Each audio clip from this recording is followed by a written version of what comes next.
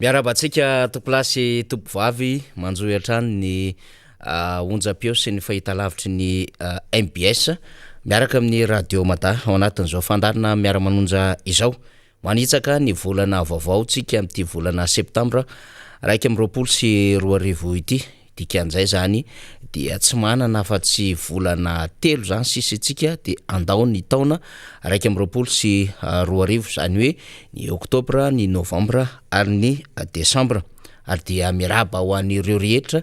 izay efa miatrika sady ny taom-pianarana satria raha ny voatondro amin'ny fomba ofisialy de manomboka androany zany ny taom-pianarana ho amin'ny 2024 sy ny 2024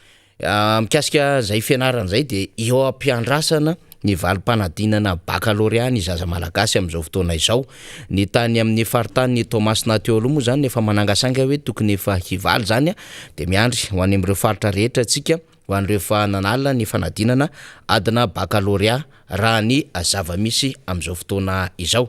na izany na tsy zany topilasy topovavy zay ny resaka fampianarana efa maro be ny zavatra nambarantsika mikasika ity tontolo ny fampianarana ity ny amin'ny hoe tsy laitra ny fampidirana vidin'ny fampidirana ny mpianatra na ny droit d'inscription satria dia milavolefina mikaikaika reo ray aman-dren'ny mpianatra ary ny zavatra tsapa ny zavatra re ny zavatra hita dia mbola maro be reo ray aman-dren'ny mpianatra am'izao fotoana zao mbola tsy nahavita zay fisoratana anarany zanak'izy ireo zay na any amin'ny sekoly miankina na any amin'ny sekoly tsy miankina amin'ny fanjakana izany de eo zany no hatsapana fa mafy de mafy lay adonan'ny fiainan'ny malagasy am'izao fotoana izao ary tokony ho tsapany fitondram-panjakana izany dona izany ny lalam-pandrenina de manome mazava tsara mihitsy ny amin'ny hoe fampianarana ho any rehetra ary maimaimpona de io moa zany rehefa miresaka maimaimpona-tsika zany ho amin'ny sekoly zay miankina amin'ny fanjakana raha ety anivon'ny fokontany izy dia EPP raha ety anivon'ny commune izy dia CEG zany ary raha ety anivon'ny district dia misy any ny lycée zany sy ny faritra na faritany tahaka ny nambara teo aloha zany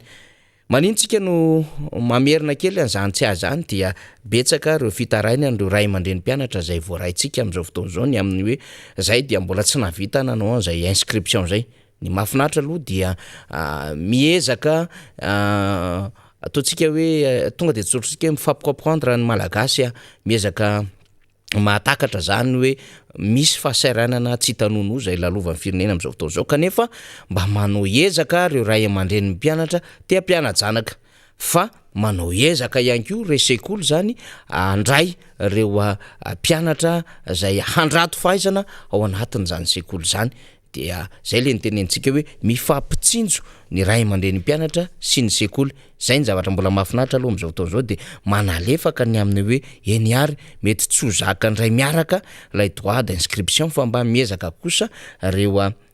ray aman-dren'ny mpianatra manefa izany satria tena marary amintsika ray aman-dreny zany hoe tsy mianatra ny zaza zany kanefa dia fantatsika fa ny fianarana ny lova tsara indrindra ary ny fianarana no apinga eto manavitra ny fiainan'ireny zaza malagasy sy ny taranaka ao aoriana ireny tsy aloha zany zava-dehibe da izany naty zany mbola mikorotana le tontolon'ny fampianarana satria efa nisy fotoana ny resaka teto ny solombamoaka todosoa Andriamampandry amin'ny hoe inona marina no série zay hiatrehana zany am'izay fianarana zay L, ny S, ny OZ sy ny sisa dia tokony faritana mazava tsara zany satria dia betsaka ny adevitra manahirina ao anatin'izay zany hoe ao anatin'izay inscription-ny sekoly zay hiatrika an'izany baccalauréat zany ety anivon'ny famaranana na ny terminal de efa tokony fatapatatra ireo ankizy no andehanany ary fantatry ny sekoly ihany koa no zay ambaratonga zay série handaminana ny eny anivon'ny klasy famaranana na ny terminal izay zany rehetrarehetra zany dia hilazana amintsika rehetrarehetra hoe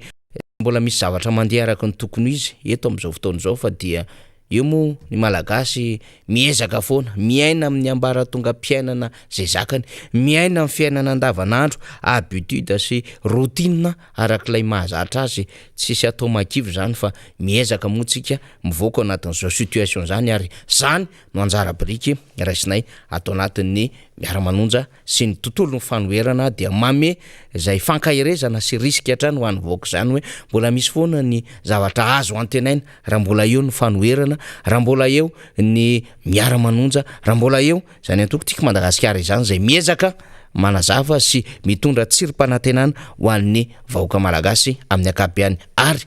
indrindra reo avana malagasy any Dilambato zay tsy mipetra-potsiny manoloana ny fiainan'ny firenena aty an-tanindrazana fa miteny manambara ny zava-misy ary miresaka amin'ireo sehatra rehetrarehetra zay ahafahana mandray zany. Zay ny amin'izay tontolo ny fampianarana izay fa hitondra kely fanazavana amintsika ihany ny amin'ny hoe fandraisantsika ny fandarana miara-manonja mazava be zany dia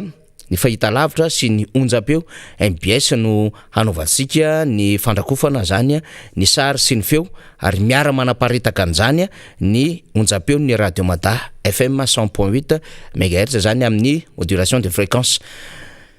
Ny onjam-peontsika dia misy ireo sampana any amin'ny faritra samihafa efa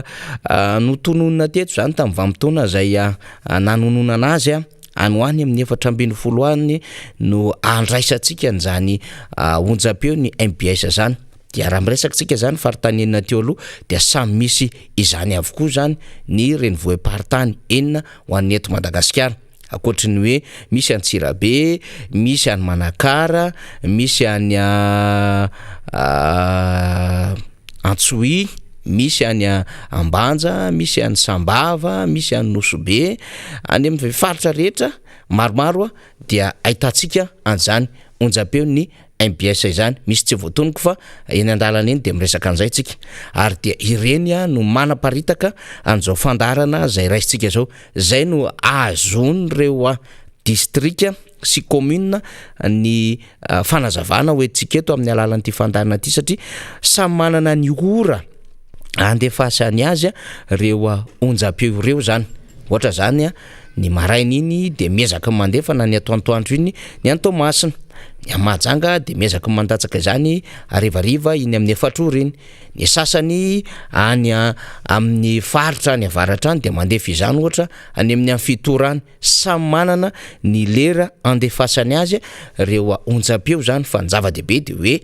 vita ny émission na ny fandarana ataontsika dia mandefa arak'izay tratra zany reo onjam-peo zay atsika MBS any amin'ny faritra rehetra any dia reno manana couverture miditra any amin'ny commune sy any amin'ny district mifanila akaiky amin'ireny commune reny zay no antony nanaovako matetetika hoe ny any amin'ny commune zao ny any amin'ny district zao zay azona feedback na retour avy any amintsika any hoe tena mare zahay ny fandarantsika de sorana zany. Ny fahitalavitra moa zany dia tratran'ny akasiparantsika lay tao anatin'ny canal zany amin'ilay bouquet dia tsy afaka mandefa izany mivatantsika par satellite satria tsika de nandefa izany tamin'ny canal plus de nandefa izany tsika tamin'ny parabole de nandefa izany tsika tamin'ny Star Times kanefa moa nosparana zany ary de mbola manao an'izany ady sy ezaka izany ny tompona andraikitra eto anivon'ny MBS mba hiverenana zany zony ara-dalàna izany mba hahafahan'ny vahoaka malagasy misitraka ny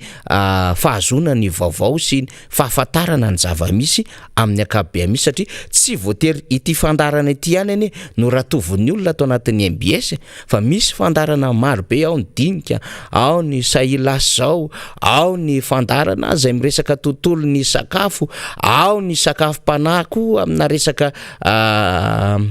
fanatevenana ny tontolo ara-panahy sy ny fivavahana ao anatin'izao fiainatsaratra zao dia miezaka mizara izany ny onjam-peo sy ny fahitalavitra MBS maro be reo fandarana vokarinao ny vaovao moa zany de fa tsy resahana fa misy an'izany ny fandarana ahoana marina misy an'izany koa atao anatin'ny fahitalavitra ny MBS ka te hahazo ireny fandarana ireny tsika fa tsy ny miara-manonjy irery ihany ka zay no mbola ezaka ataontsika ary mbola ho dradradradrayntsika hoe avereno araka ny tokony izy ao anatin'izay a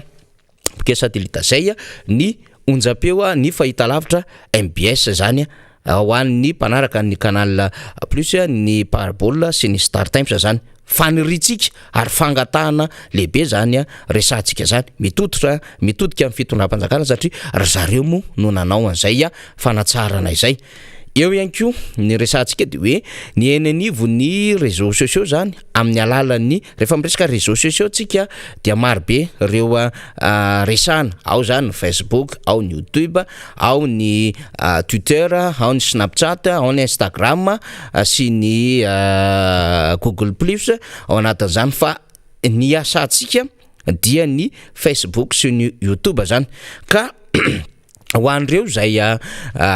tsy mahazo atsika amin'ny alalan'ny radio sy amin'ny alalan'ny fahitalavitra mety any amin'ny toeram-piasana izy nefa te hanaraka atsika mety somary ratsiratsy ny fandraisany ny radio dia mandray zany de zay ny antony anaovantsika an'ilay direct Facebook zany mba misy mahita zany reny mpiasa eny anivon'ny birao-mpanjakana samy hafa reny na biraon'olon-tsotra zany mba mety mahita ihany koa ireo namana any amin'izay tsy maharay ny onjam-peo sy ny fahitalavitry ny MBS sy ny radio Mata izy zany dia reny Facebook reny no andefasantsika azy eo ihany koa ireo mandray zany amin'ny alalan'ny YouTube ny YouTube zany dia indray zany dia afaka raisina tsara reny amin'ny vanim-potoana rehetra tiana andraisana azy zany ary afaka téléchargena mba ho atao rakitra zany ny fandarantsika amin'ny alalan'izay ka misy mijery fa itsika aloha zany de hoe tsika tsy émission virtuelle akory ka miasa ao anatin'izay réseaux sociaux zay fa isika dia émission zay audiovisuel tsika zay manao ny diffusion amina radio télévisé zany tsika ao anatin'izay fandarantsika zay zany hoe amin'ny alalan'ny télé sy ny fahitalavitra ka ny télé zay mbola nsiparana dia tsy tratra le couverture nationale amin'ny alalan'ny satellite zay fa iny mbola ataontsika ady iny fa ho an'ny télé locale dia mahazo ny MBS à temps réel tsika zany mandritra ny fampitana mivatana ny fandarana miara-manonja zay ataontsika ity ho an'ny radio eo mahazo azy mivatana fa eo ihany koa efa nambarako tery am-piandohana de hoe mahazo azy tsika amin'ny alalan'ireo rediffusion anenivon'ny sampana sy ratsan'ny MBS zany any amin'ny faritany rehetra sy ny distrika sy ny commune zay mahazo moa amin'ny alalan'ny avy any amin'ny distrika zay nresantsika teo izany fa ho an'ny eto Antananarivo dia mbola manao rediffusion ihany isika zany ho an'ny radio de aorina ny fampalalam-baovao manomboka amin'ny fitora sasany alina ary betsaka amintsika ny hoe anoany amin'ny arivany zay vao tena miaino tsara mihitsy satria efa mare zay maraina de miondana ihany koa zay ny ariva fa mbola misy mamerina miaino ihany koa ny maraimbe amin'ny roa maraina misy fotoana indraindray arakaraka ny fandarana kely na ny hira de amin'ny telo maraina koa ny rediffusion any amin'ny ivon'ny radio rehetra any fa tiany kely na manafaly mitokodina any ambadika any ny fahitalavitra moa zany rediffusion tsika amin'ny firy any raha ohatra ka misy le rediffusion moa zany zay mandefa an'izay satria mbola misy ny rediffusion maraina ihany koa ho an'ny fahitalavitra zany zay miezaka ny mandefa atsika zany zany hoe itsika mandray mivatana de mbola miezaka ihany koa zany ny fahitalavitra mandefa an'izay fandarantsika zay misy fotoana izy teo aloha teo après midi de mandefa ihany koa zany ny maraimbe any amin'ny efatrora maraina any ny fandarantsika fandaminana daholo zany rehetrarehetra izany ka zay ny antony hilazana amintsika hoe tsy mipetraka akory hoe eto fotsiny tsika de anao zay azotsika azy any amin'ny réseaux sociaux fa ny zava-dehibe ho an'ny fandarantsika de mahazo ny sehatra nasionaly satria iza no zaraina ny vaovao de ny vahoaka any ambany rafika azo rehetrarehetra any ampahafantarana ny zava-misy ary zay no antony mahatonga anay hoe ny information ny éducation sy ny analyse de la situation de ataonay ho zava-dehibe mihitsy atao anatin'ity fandarana miara-manonja zay resantsika ity miantony mahatonga atsika miresaka an'izany isan'andro ry narabe mananjara zay efa eto akaiky eto de hoe misy foana ny manontany tsy voatery isika ho isika ny hoe ety anivon'ny réseaux sociaux ho an'izay mahita moa zany de arabaina izy reny mahita atsika amin'ny réseaux sociaux zany tsy mampanino zany rehetrarehetra izany io manana ny safidiny io betsaka ny fandarana misy eto Madagasikara dia anjarantsika no misafidy fa isika aloha zany dia mametraka antsika ao anatin'izay fandarana mitoetra izay zany hoe mba hazona le maximum avy ety amintsika Rina Rabemananjara mba voarain'ny olona avokoa zany izay famokara-pandarana ho ataontsika zany ary zany no ezaka ataontsika ka raha ohatra misy marisarisa tsy makafy an'le izy tsy mampaninana satria ny onjam-peo Rina raha tsy diso dia aty amin'ny FM 87.5 manomboka dia any amin'ny FM 107 ihany no mijanona dia rehefa tsy azoazonao zany aty dia mikisaka any ianao zany tsy atao olana mihitsy zany satria zany raha teo zoan'ny rehetrarehetra no mandrato vaovao zany dia anjarantsika no mandamy manzay fa isika aloha zany dia miezaka hatrany eto hoe hilaza ny zava-misy tsara ho fantatry ny vahoaka ary betsaka ny zavatra nambarantsika eto no manitsy ny fomba famindra ny fitondram-panjakana ary milaza ny zava-miafina zay atao ny fitondram-panjakana sy ny zavatra hafa ny ambadika rehetrarehetra aterina zany fa ho an'ny fandraisana ny rediffusion ny fahitalavitra MBS dia isakarivo amin'ny 10 mora dia miverina iny aoriana ny vaovao sy ny fandarana samihafa amin'ny 10 ora alina ny hoany ary ny maraimbe amin'ny 4 maraina dia mbola afaka manaraka tsika amin'ny alalan'ny fahitalavitra MBS Rina Rabemananjara faraparany alohan'ny amezako anao satria isika rehefa aveo mbola resaka baolina Rina mbola resaka tontolon'ny famokarantsika satria miaingany ny resaka lavanila amin'izao fotoana izao aloha iresaka an'izantsika satria marary ho any amin'ny toerana rehetra izay mamokatra lavanila ity resaka lavanila ity any Sava any Diana Analanjorofo any Atsimo Atsinanana ato amin'ny faritra Atsinanana ihany koa dia misy mamokatra vanila zany Atsinanana rehefa miresaka Atsinanana antsika dia atia Vatomandry zany Manoro Tanambo Manampotsy Marilambo Brikavilla Tomasina voalohany sy Tomasina faharoa dia misy manao vanila ihany koa ny fahazametritritsika hoe Savasy Diana foana manao vanila any Atsimo Atsinanana dia misy manao vanila ihany koa dia atia Vatovavy sy Fitovinany koa misy manao vanila anoany Mananjary nosy varika any dia misy manao vanila reny rehetrarehetra reny dia mba ho resantsika satria mikaikaiky tatsa le nampanatenainy tamin'ny 20 tena ampitomboana ny vidin'ny lavanila ary tena karoa andalana mahery vaika mihitsiny dia nanantena ny rehetra kanjo fa mpanantenana pokatla izy ho resantsika eo zay rehefa aveo fa ho resantsika ihany koa mbola mijanona foantsika hoe inona kay le akon'le fandalovana satria hatramin'izao tsika Rina Rabemananjara dia mbola tsy mahazo akony mihitsy lay dia nataony filoham-pirenena sy ny délégation niaraka taminy tany la Frantsa tany iny moa voatonga izy dia ny FMF sy mibaria zany no nitrikitria mafy raha nanantena ny rehetra tahaka ny falaon'ny filoham-pirenena teo aloha Andriamatoa Deratsiraka rehefa mivoaka avy any ivelany alohan'ny aingana dia manao conférence de presse verina vany izy miaraka amin'ny DC3 sy ny sisa sy ireo fiaramanidina mitondra sy ny délégation dia manao tatitra fivoriany non aligné fivoriany zao hoe fivoriany sisy sy ny sisy dia hoe inona no antom-pivoriana dia visite iny io natao io nahazo fanasana avetsika dia manao tatitra izy avy any hoe zao ny vokatry ny fionana no tanterana tany ivelany tany zao ny tombontsoa Madagasikara zao ny nanirina zao ny adevitra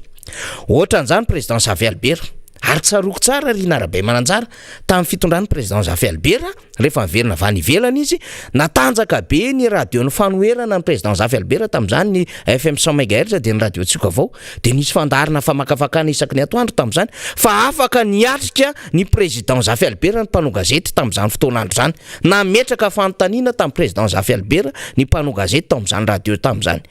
ny zao Andriamatoa filoha zavatra ataonao sy zany no endriky ny demokrasia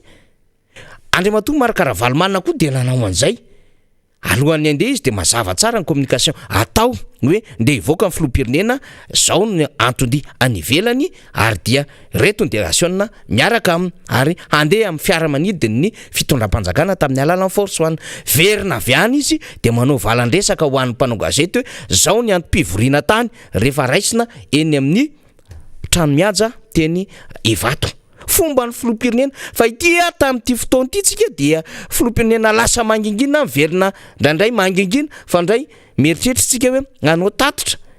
amina hoe inona le antony MEDEF resaka Île Zépar sa resaka fiona tamin'izao tsy zany ny zavatra miseho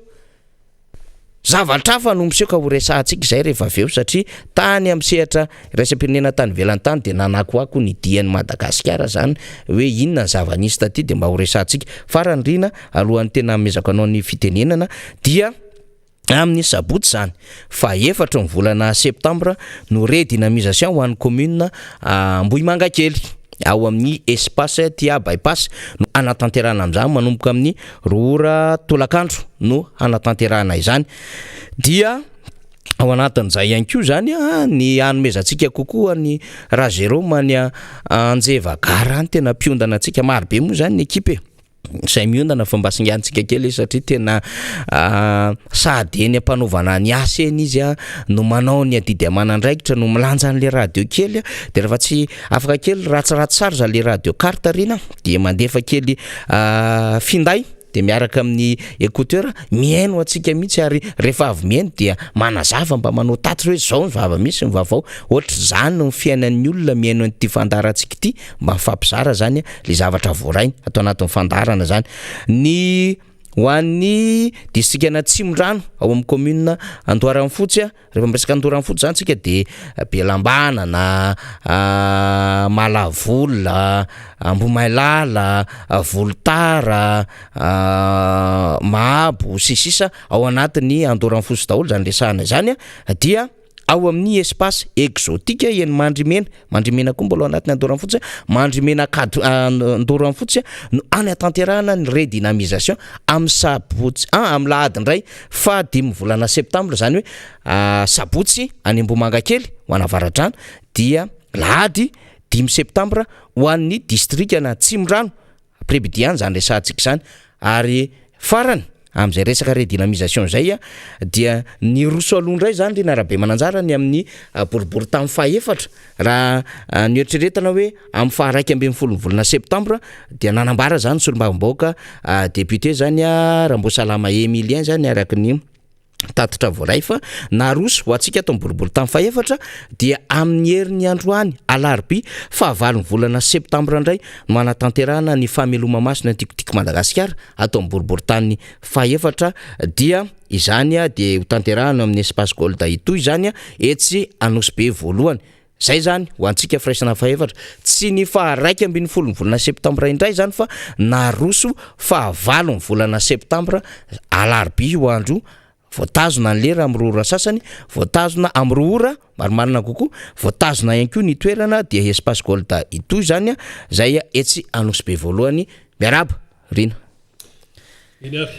miaraba ny faniry dia miaraba ny mpijery sy ny mpiaino ihany koa amin'ity fandarana miara-manonjy ity mengy ato amin'ny MBS Anosipatrana ary dia araka ny fanambara teo moa hoe afaka raisanao zany amin'ny onjapeo Radio Mada 100.8 afaka raisanao ihany koa amin'ny onjapeo MBS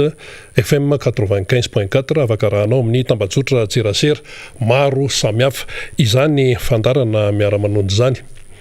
Ny zavatra tiana mafisana zany aloha ao anatin'izay rehetrarehetra zay fa nyteneniny faniry teo dia ty resaka hoe fampitam-baovao ity ny resaka serasera ny resaka firesahana amin'ny olo-pirenena amin'ny alalan'ny hainao manjery amin'ny alalan'ny gazety amin'ny alalan'ny tambazotra amin'izao vanim-potoana iainantsika izao taona 2024 dia miazakazaka be mihitsy io resaka hoe sehatra ahafahana amin'ny serasera io ary izay toezavatra zay dia mila atao hoe fifehezana ray zay ary faharoa dia mila ihany koa ny fanajana ny zon'ny tsirairay ino moa no tianambara ao anatin'izany ny serasera na ny resaka communication araka ny efa nambara teo rehefa ainao zany no mifehy azy dia mitondra soa anao le izy mitondra soa an'ny fiarahamonina fa rehefa tsy hainao no mife azy dia lasa miteraka zavadoza ho an'ny fiarahamonina, miteraka zavadoza ho an'ny mpiarabelona izay le hoe tsy fahaizana mife ny resaka fifandraisana izay. Le resaka hoe fifehezana ny serasera tsy midika mihitsy hoe fanakatsakanana ny hoe resaka hoe fampalalam-baovao na ny tontolon'ny fifandraisana amin'ny ankapobeny tsy izay fa le izy kosa ny amin'ny hoe lafiny tsara, ny lafiny mampandroso ary ny lafiny fanajana ny zon'ny olom-pirenena no tokony hoe apetraka tena mazavatsara zany ary io moa dia anisan'ny zo fototra mihitsy ny fahazahoana vaovao maro lafy ho an'ny olom-pirenena izany. Ka raha ohatra hoe misy olom-pirenena tsy mahazo ny vaovao feno sy maro lafy dia efa tafiditra ao anatin'ny tsy fanajana ny zon'olombelona izay toe-javatra izay. Mety hoe zavatra tsy dia hita maso loatra zay kanefa tena mipetraka mazavatsara mihitsy ary reny firenena mandroso reny indrindrindrindra firenena matanjaka raha iresakantsika ohatra hoe États-Unis, iresakantsika hoe i Allemagne, i Frantsa moa zany efa fantatsika raha teo satria ny tantaram-pirenentsika dia hoe tsika no zanahan'ny Frantsay dia nyreny firenena mandroso reny zany matoa izy reny mandroso dia anisany mampandroso azy ny resaka fahaizana mampivelatra tsara mihitsy ny resaka serasera ary ao anatin'izay ny fanajana ny zo sy ny fanajana ny demokrasia. Ka raha vao ohatra hoe misy ny atao hoe gafigafy isan-karazany, mbola misy ny hoe ny olona ao anatin'ny fiarahamonina anankiray dia tsy tokony azo ny fampalalam-baovao tahaka an'izao fa izao ihany alefa atosaka eo amin'ireny olona ireny dia efa misy olona voailika tompoko ao anatin'izay rehetrarehetra izay. Tsika mantsy eto miresaka hoe miara-manonja misy olana ny amin'ny resaka hoe fampitana sy ny sisa resaka satelita sy ny namany raha ohatra ka miteny hoe demokraty manaja ny demokrasia ny atao hoe mpitatana sy mpitondra ao anatina firenena anankiray dia tokony fatany mazavatsara ny momba an'izay. Sarotra be ny eritreritra hoe ampandroso firenena raha toa ka misy izay le hoe mbola sakatsakana eo amin'ny resaka fampalalam-baovao izay. Ny resaka radio ohatra na ny télévision raha hoe resaka audiovisuel no resahana tsara mba fantatsika ihany fa telo no tena hoe mission ataony ireo sehatra ireo zany. Raha itsika ohatra ny radio moa zany no tena mahazatra satria ny radio no tena hoe tonga hatrany amin'ny tantsaha ampiasain'ny any ambanivohitra rehetrarehetra any tsy mahalavy tany izy io araka ny tenen'ny faniry teo milanja radio kely mandeha karta mandeha efa misy radio mandeha amin'ny herin'ny masoandro zao dia telo eo zany pampalala vaovao ny ainao manjery dia eo ihany koa mampiala voly izy satria ilainy zay ary manabe amin'izay fandarana alefeo izay le hoe fitaovana tserasera toy ny radio izay. Ary ao anatin'ny fampalalam-baovao rehefa alefa ny vaovao dia iny namana faniry no miteraka ny analizy sy ny famakafakana izany. Matetika mantsika maimaika be hoe aloha tonga dia ny analizy no alefa, aloha tonga dia hoe ny fanoikevitra fa tsy maintsy miainga aloha zany sika amin'ilay zavatra nisy dia io amin'izay malalaka ny tsirairay amin'ny fomba fahitany azy. Ka raha miresakitsika hoe miara-manonja dia ao anatin'izay tsara mihitsy satria mampita vaovao ny eto manao analizy ny eto amin'ny miara-manonja ary dia miezaka ihany koa mitondra ny atao hoe fomba fijery mety tsy mitovy amin'ny fijeriny sasany kanefa izay indrindra no antsoina hoe demokrasia ao anatin'izany rehetrarehetra izany. Ka raha vao miteny zany tsika hoe firenena demokrasia ve le firenena manaja ny demokrasia ve le firenena sa tsy manaja, firenena manaja ny zon'olombelona ve ilay firenena sa tsy manaja, dia azo tarafiny io namana faniry amin'ny resaka fandehan'ny serasera sy ny resaka fampalalam-baovao ao amin'izay firenena izay. Aka ohatra anankiray sika tena hoe extrême be mihitsy raha ho any Korea avaratra tsika tompoko amin'izao fotoan'izao dia any ny vahoaka koreana tavaratra dia tsy afaka mampiasa an'izany internet zany tsika eto Madagasikara mbola afaka hoe zao Facebook, internet fa any amin'izany Korea Avaratra zany amin'izao 2024 zao dia tsy afaka misehatra an'izay hoe serasera amin'ny internet zay fa ny fanjakana fohy be no mametraka hoe reto ihany no afaka jerena izany ary any amin'izany firenena zany atao hoe tena hoe firenena mitokamonina eto ambonin'ny tany dia anisan'ny mampiady saina ny sehatra iraisam-pirenena amin'izao fotoana izao. Efa nisy ihany ny fotoana zany nandana nga Trump filoha amerikanina teo aloha nakany Korea zany niona tamin'ny filoha koreana tavaratra hoe Kim Jong-un ny sehatra hoe tena tanjona tamin'izay dia hoe ahoana mba tena isian'ny fivahana ao anatin'izay resak'izay fa ny vahoaka koreana tavaratra zany amin'izao fotoana izao dia tena mbola mihidy tanteraka mihitsy ka i Madagasikara tompoko tsy Korea Avaratra aloha zany zay zava-tsara mihitsy fa i Madagasikara dia efa nisafidy hoe firenena demokraty, firenena manaja ny zon'olombelona satria be dia be reny soni nataony firenena malagasy reny teo amin'ny sehatra iraisam-pirenena ka rehefa manao soni tompoko dia tokony atsaina izay soni izay. Rehefa misy ny teksta na misehatra inona na misehatra inona mampifamatotra ny firenena malagasy dia tokony atsaina izay fa raha vao miala sika amin'izay resaka fifanarahana amin'ny sehatra iraisam-pirenena izay na resaka zon'olombelona io na resaka fanajana ny demokrasia io na resaka hoe état de droit io na resaka hoe bonne gouvernance reo foana mantsy ny iraisam-pirenena no verimberina reo foana ka raha vao tanjantsika hiala amin'ireo dia misy fiatraikany aty amin'ny fiainam-pirenena izay toe-javatra izay dia fiatraikany ahoana moa tsy maintsy ny vahoaka malagasy zany no hiatraikany ka raha ohatra hoe misy ny ampahan'olona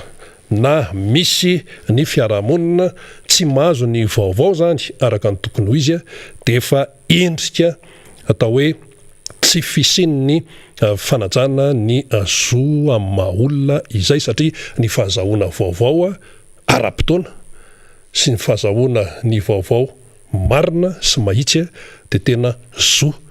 ananan'ny olom-pirenena izany ary io zany na firenena iza na firenena izao dia ohatran'izay daholo raha vao ohatra ianao zany hoe mitonina hoe firenena manaja ny demokrasia ka le fanajana ny demokrasia any fanajana ny zon'olombelona ny resaka fanjakana tsara tatana ny resaka mangarahara ny resaka hoe fisarahan'ny fahefana mazava-tsara tsy tonontononina fotsiny reny fa mila ampiarina ary ny mason'izao tontolo izao dia mijery foana isanandro ny fanajana ny firenena anankiray izay mitonina hoe firenena demokraty an'ireo toe-javatra izay tonontononina ireo zany ka raha ho antsika eto Madagasikara dia miaraka mahitsika hoe aiza ho aiza ara ny fanajana n'ireo zavatra resahandreo satria tsika tsy afaka hiteny mihitsy hoe rehefa eto Madagasikara dia avelao aloha ny fifandraisana amin'ny any ivelany ho any fa alao sika anao zay mampetipety atsika eto ka raha vao zay ny hitondrana azy dia tsy ho tafavoaka mihitsika ary izay mahatonga an'ireo le hoe firenena zay resitsika tany aloha efa mihoatra antsika izy reny amin'izao fotoana izao satria tena najainy tsara ireo fanajana ny zo sy ny fanajana ny atao hoe fotikevy-dehibe amin'ny tontolon'ny demokrasia ireo dia fa lasany olona amin'ny resaka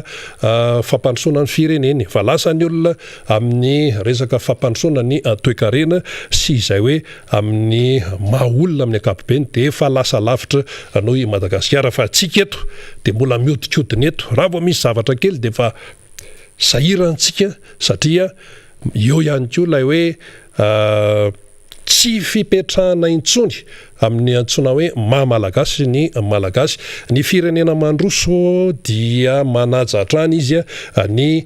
kolotsaina sy ny maizy azy ary iny zany dia anisany fitaovana lehibe mahafahany miseho eo amin'ny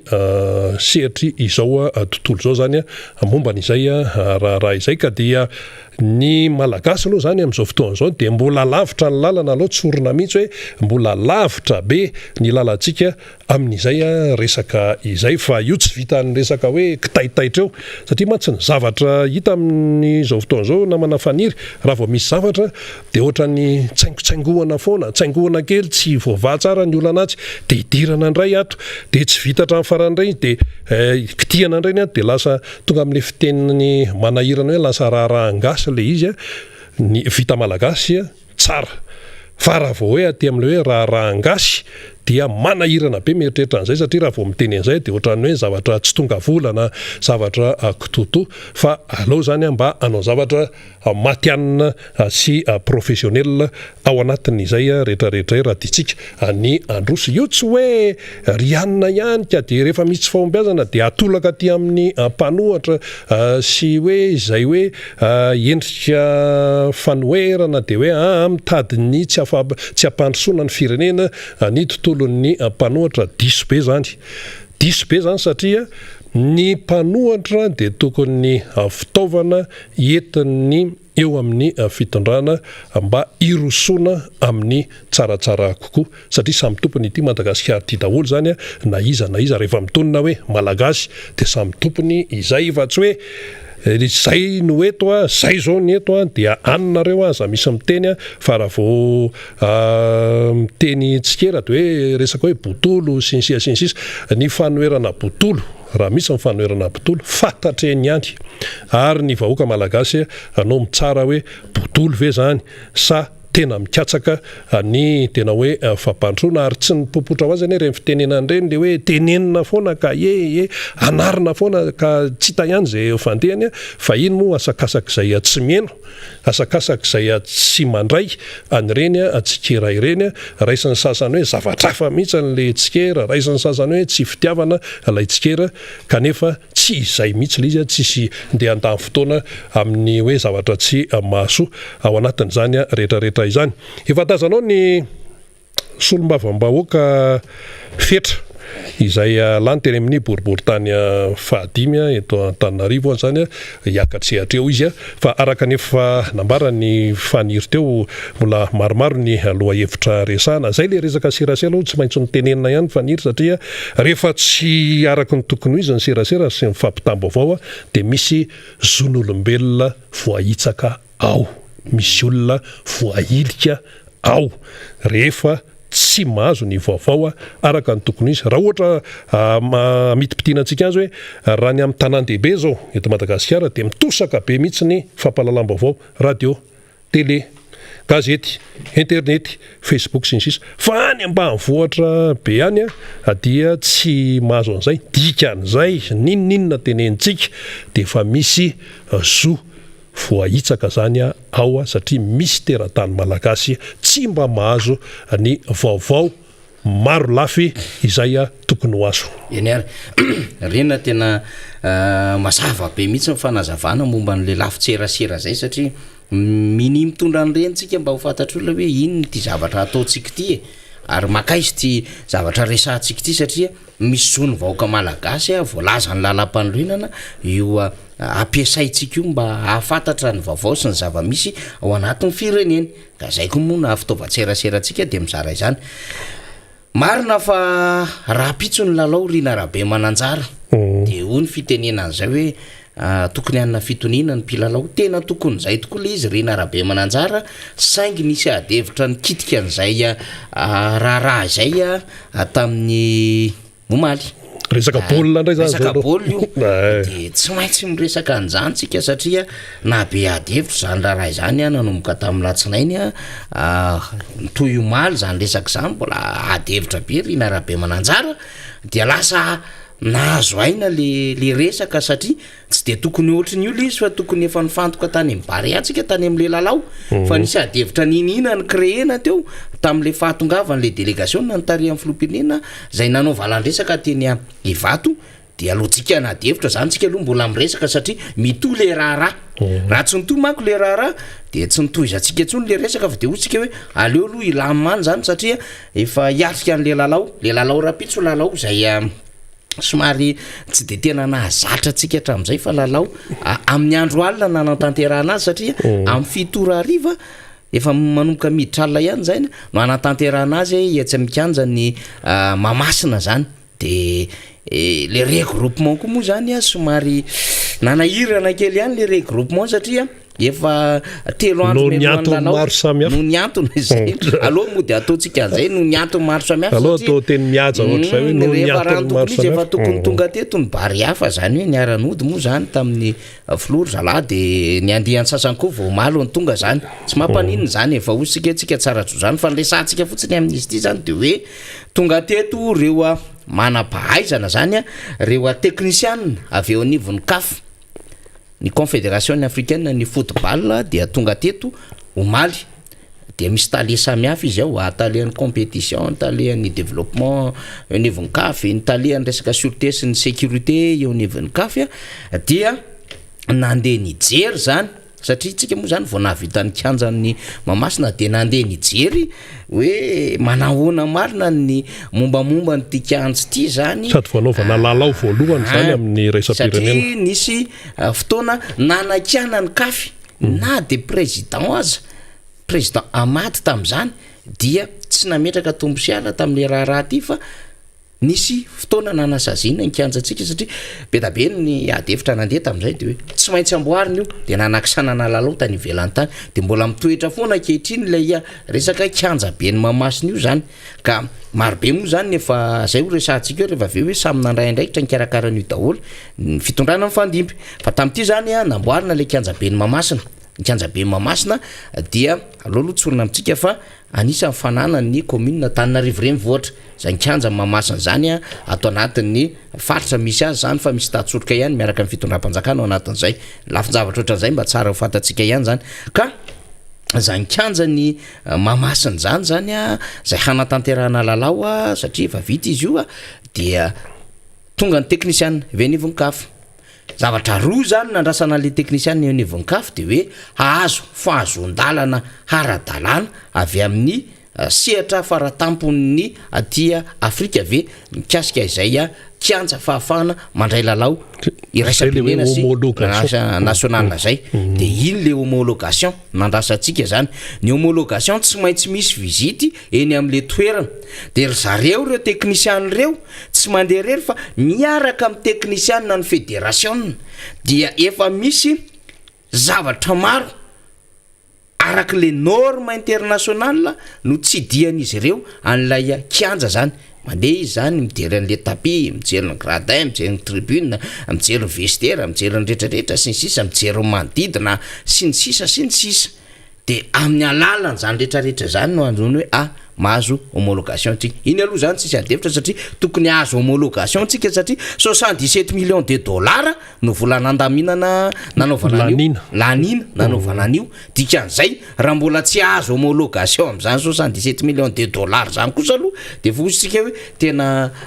entreprise na orinasa tena efa tsy mainininina ny nanao azy ary vola natoraka teny ambaravarakely zany fa zay efa nampozitsika hoe tsy maintsy azo homologation satria mba tokony avitan-javatra zany a rinarabe mananjary zany vola be zany satria zay moa no nambara zany bon ray iny zany fa faharoa de hoe ahoana ny fahafahana mampiditra pijery ao anatin'izany de eo am'izay le adevitra tao anatin'le nanomboka tamin'ny latsinainy nanomboka zoma mihitsy ary nresaka iny hoe ahoiklo de nitoy latsinainy am'izay le izy tena melohako izy ny filoam-pirenena le izy satria alalana vaiza mahatonga ny fédération na manoratra ary de tsika efa nanazava fa amin'ny habilité manana an'izay habilité iresaka amin'ny instance ambony zay zany a dia ny CAF sy ny FIFA dia ny fédération satria miafile miankina mifandray amin'ny FIFA sy ny CAF indrindrandrindra zany ny fédération io no solotenany aty Madagasikara arak'izay fanazavaitsika omaly zay de inona ny zavatra mitranga zany nisy ny taratasy navoaka ny teo anivon'ny FMF dia ahoikolon valiny avana na izany na tsy zany ilay fanjakana nanana an'ilay soeny zany na mba eritrerina zany na mba afahan'riny hoe 20 000 spectateurs de izy moa miteny hoe nisy fampiresana taratasy nalefa zany mbola tsy hitantsika mandraky ty ny andrany hoe iza taratasy zany nangataka an'izany avy eo anivon'ny ministère na zay solotena ny fanjakana na keny anivon'ny CAF sy ny FIFA mangataka am'izay 20 000 fa lizy le fanatotanany biely lasa aloha sy fizarana an'le tapakila dia nidona tam'ilay fanambarana avy any voninkafe a huis clos ny lalao de reto daholo koa ny lalao atao a huis clos mandritry ny andro voalohany io na première journée zany ao anatin'ity fifantsana ty no tanterana manomboka androany rina rabe mananjara sy rapitso lay andro voalohany zay natao hoe première journée zany ao anatin'ity fifantsanana mondial Qatar 2022 ty ka omaly zany rony azo sady homologué zany ny kianjan'ny Mahamasina no namaly an-taratasy nalefa tany amin'ny fédération reto technicienne zay miteny amin'ny alalan'ny CAF reto ary nisy en-tête ny CAF misy sonity eo anivon'ny CAF hoe eny ary homologué ary afaka andray any hoany amin'ny 10 000 spectateurs any ianareo zay zany izy de miverina foantsika ny etsika moa ny officiel ihany no fatatsika sy ny lalàna ny texte raha vao miteny resaka tontolom-bola kitra de fédération CAF FIFA de sika misy taratasy efa nalefa ny fédération na angataka ny fédération na riny hoe 1500 spectateurs mba angatanay hiditra amin'ny kianjo am 2 septembre zany fiona Madagascar sy benay de inona tonga CAF ndraso aloha protocole sanitaire mbola tsy afaka miteny zay fa a huis clos io fa rehefa tonga zareo zany de manana amin'ny fomba fandrafitan-javatra maro samihafa izy de anvaliny le an'le fédération le nampitabataba ny sasany teto hoe alalana viez dia nampitombony ara le neritrereto ny fédération la 1500 nataony 10 000 zany hoe nomeny 8500 mihoatra zany rehefa avy nanao descente teo Mahamasina ny CAF zany hoe ambola petratsika foana fa ny interlocuteur ny référence dia ho an'ny CAF sy ny FIFA tompoko dia ny fédération ireriany 20 000 ngeny nieritrereto amin'ny fanjakany fa zao fa maninona tsy nataony CAF 20 000 izy maninona tsy niraisaka capacité zakany 40 000 izy am'le bôl io fa raha hoe raha fety hafa de zavatra hafa mihitsy zay bôl resantsika aloha fa raha fety hafa io tsy maninona na feno 40 na 50 000 tsy fatako moa zay kajy ny fitondram-panjakana anatin'izay zany fa bôl io zany de hoe 10 000 nonomeny zany le 1500 nangatahany teo anivon'ny fédération nampitombony 500 sy 4 de lasa ray alina zany ny mpijery ho tafiditra eo ny fomba fidirany eo ndray dia organisation tokony erahany fédération sy lay tsy afa-miala ny fédération sy lay hoe efa nisy fanaparitahana tapakila melo io aloha zany de mbola tsy haitsika hoe ahoana fandrindrano zareo am'izay fa azy ny azy iny am'izay fa niralina de hoe ho tafiditra lay ray alina zany amafisitsika trano fa hoe tsy maintsy miara-miasa amin'ny fédération ny eo anivon'ny CAF zany hoe la confédération misahana ny baolina kitra aty Afrique sy ny FIFA lay rafitry raisa-pirenena ho an'ny football zany zay le izy ka raha miteny hoe ny fitondram-panjakana sisy satria io ndray zany manko nandeha ndray le communication omaly de hoe merci président sisy ohatroatra zany de tsika moa zany tsy de mampalina fomba zavatra fa resaka ao anaty communication mba ampatontono ny fon'ny président zany tsy mampanino zany fa ataovy merci président izy zany sy mba afinaritra le mpanohana fanjakana satria le izy politizenareo loatra le resaka tsy bazenareo amin'ny texte tsy bazenareo amin'ny procédure normale le izy fa nandeha aloha la récupération politique le oeraoera ao anatin'ny ty raharaha ty dia adinareo hoe misy texte ty misy procédure ty zavatra ty satria le fitokanana saika fitokanana natambatra an'le izy ary zany voalohany indrindra mihitsy zay natonga ny hafahafa be raharaha satria iny moa zany tsika tsy mbola nafantatra hoe efa tsisy covid de mety zany angamba ny rina rabe mananjara natonga an'le 10 000 mety mba nalefahan'ny CAF lizy andao ara-pitombona satria araky ny kabariny flo hoe tsisy covid atsony eto le communication officielle manko tsika tsy mbola mivoaka avy any ministère fahasalamana tsy mbola mivoaka avy any conseil de ministère raha avy any état d'urgence sanitaire sisy satria d'après le président zany de hoe tsisy covid atsony eto de mety iny ve anisan'ny raisiny teo anivon'ny CAF sy ny fédération bon zay zany izy zany efa miantoka fa tsisy covid eto noho izany zany bon sokafana le izy eritreritra aloha zany angamba ny fomba fijery zany apetsika kely anatin'izay adevitra zay fa na izany na jany isika de hoe mba afaka kosa aloha zany misy malagasy misitraka mijery lay baolina ary baolina amin'ny ariva lizy ny fanindritsika ne de andresiny baria malgré foy le fotoana anaovana regroupement ary io mbola resantsika mialohan'io rina rapito zany amin'ny fito le baolina de toto isy inauguration protocolaire zay ho tanterahana amin'ny après-midi ano any amin'ny am'roa any de io le andrasana an'le eto androany tsy isina moy fa izy mampaninina an'le izy eto tsy hitatsika mihitsy le izy fantatry ny olona nge eto zany fa zay ve nomena ampleur be sy ny sisa fa ny résultat amin'ny Barea no tena andrasantsika hoe andresy ve Barea any tena zava-dehibe zany de isa kely an'izay fanokafana kely tsotsotra zay aloha zany a dia andeha le baolina amin'ny fito fa zao no tena rarah anatin'ity rina satria moa tsy nety le calendrier fanjakana hoe 2 septembre sady fanokafana amin'ny fomba officialy no lalao amin'ny Benin sy Barea de hoe aembotra amin'ny sabotsy fa efatra ny volana septembre le lalao rina rabe mananjara nefa afaka 3 andron'io de anao lalao any Tanzanie indray ny Barea amin'ny fahafito ny volana septembre mbola ity resaky ty ihany de eo zany tsika zany tonga saina kely ihany hoe ny Barea avy anatrika an'ilay lanonam-be eo amin'ny kianja Mahamasina indray efa mifanjakana miorganiser an'iny le 4 amin'ny sabotsy le fitokanana le fitokanana amin'ny sabotsy zao satria zany raha anatrika an'io zany zala de le 4 amin'ny firial izy na le 5 amin'ny firy maraina izy no ialy eto amonjy any Tanzanie tena ho reraka ireo bandy reo tena miala tsinitsika reraka ireo tary reo satria tsika mitady résultat tadiavintsika manko zao de hoe andresy amin'ny Benin Madagasikara de andresy amin'ny Tanzanie Madagasikara zany nge mba tena fierté tsika ny hoe tena azo résultat tena milay be ty Madagasikara ty ary mba anisany mba antsika le mba miazakazaka kely le amin'ilay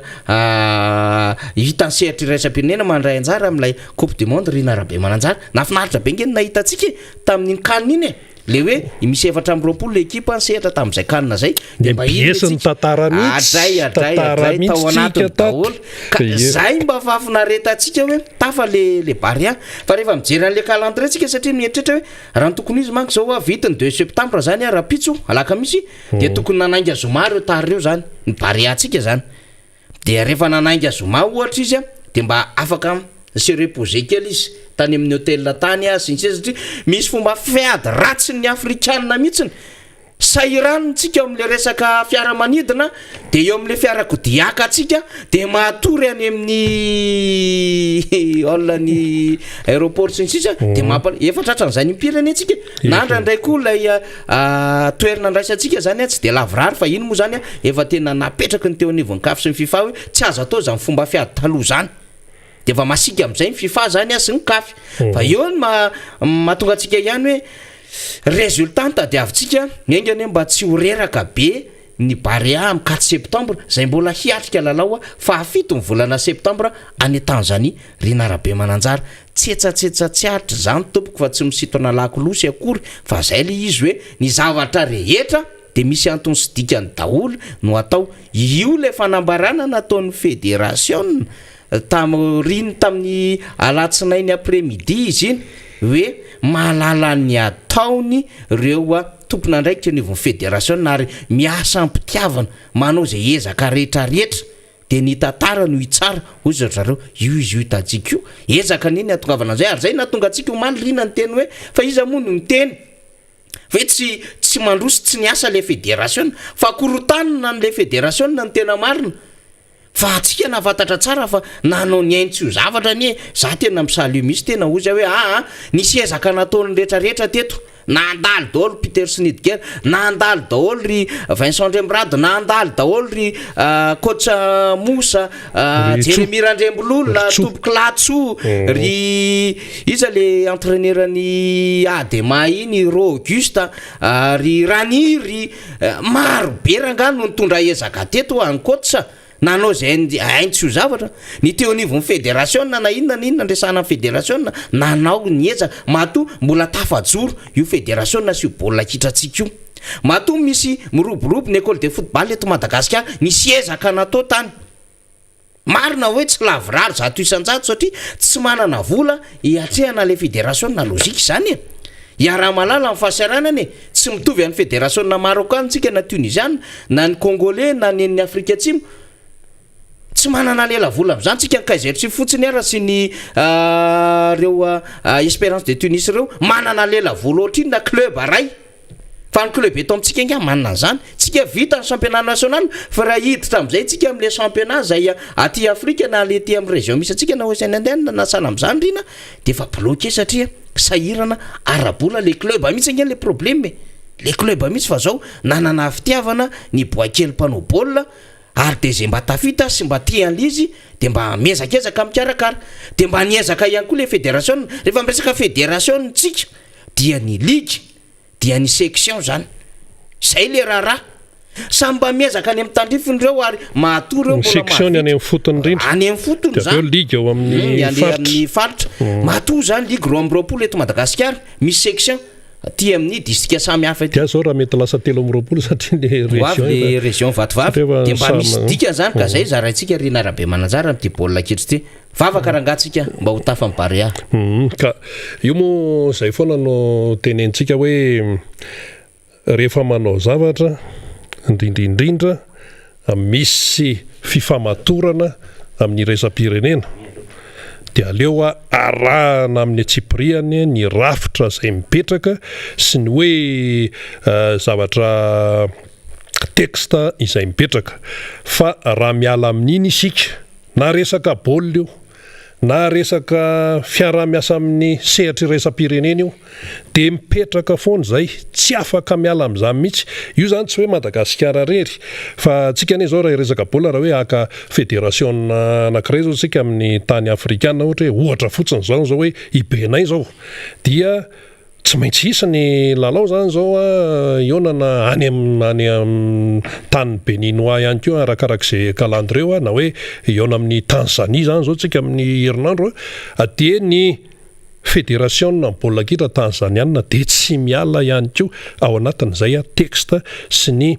fomba fiasa eo anivon'izay tontolo ny baolina kitra aty Afrika izay noho izany tokony mazava tsara tsy hoe tokony moa zany fa tsy maintsy mazava tsara ny andraikitry ny tsirairay ahoana ny andraikitry ny FIFA ahoana ny andraikitry ny CAF ahoana ny andraikitry ny fédération malagasy ny baolina kitra dia aiza ho aiza misy an'ilay fitondram-panjakana ao anatin'izay raha misy zany fifampiresahana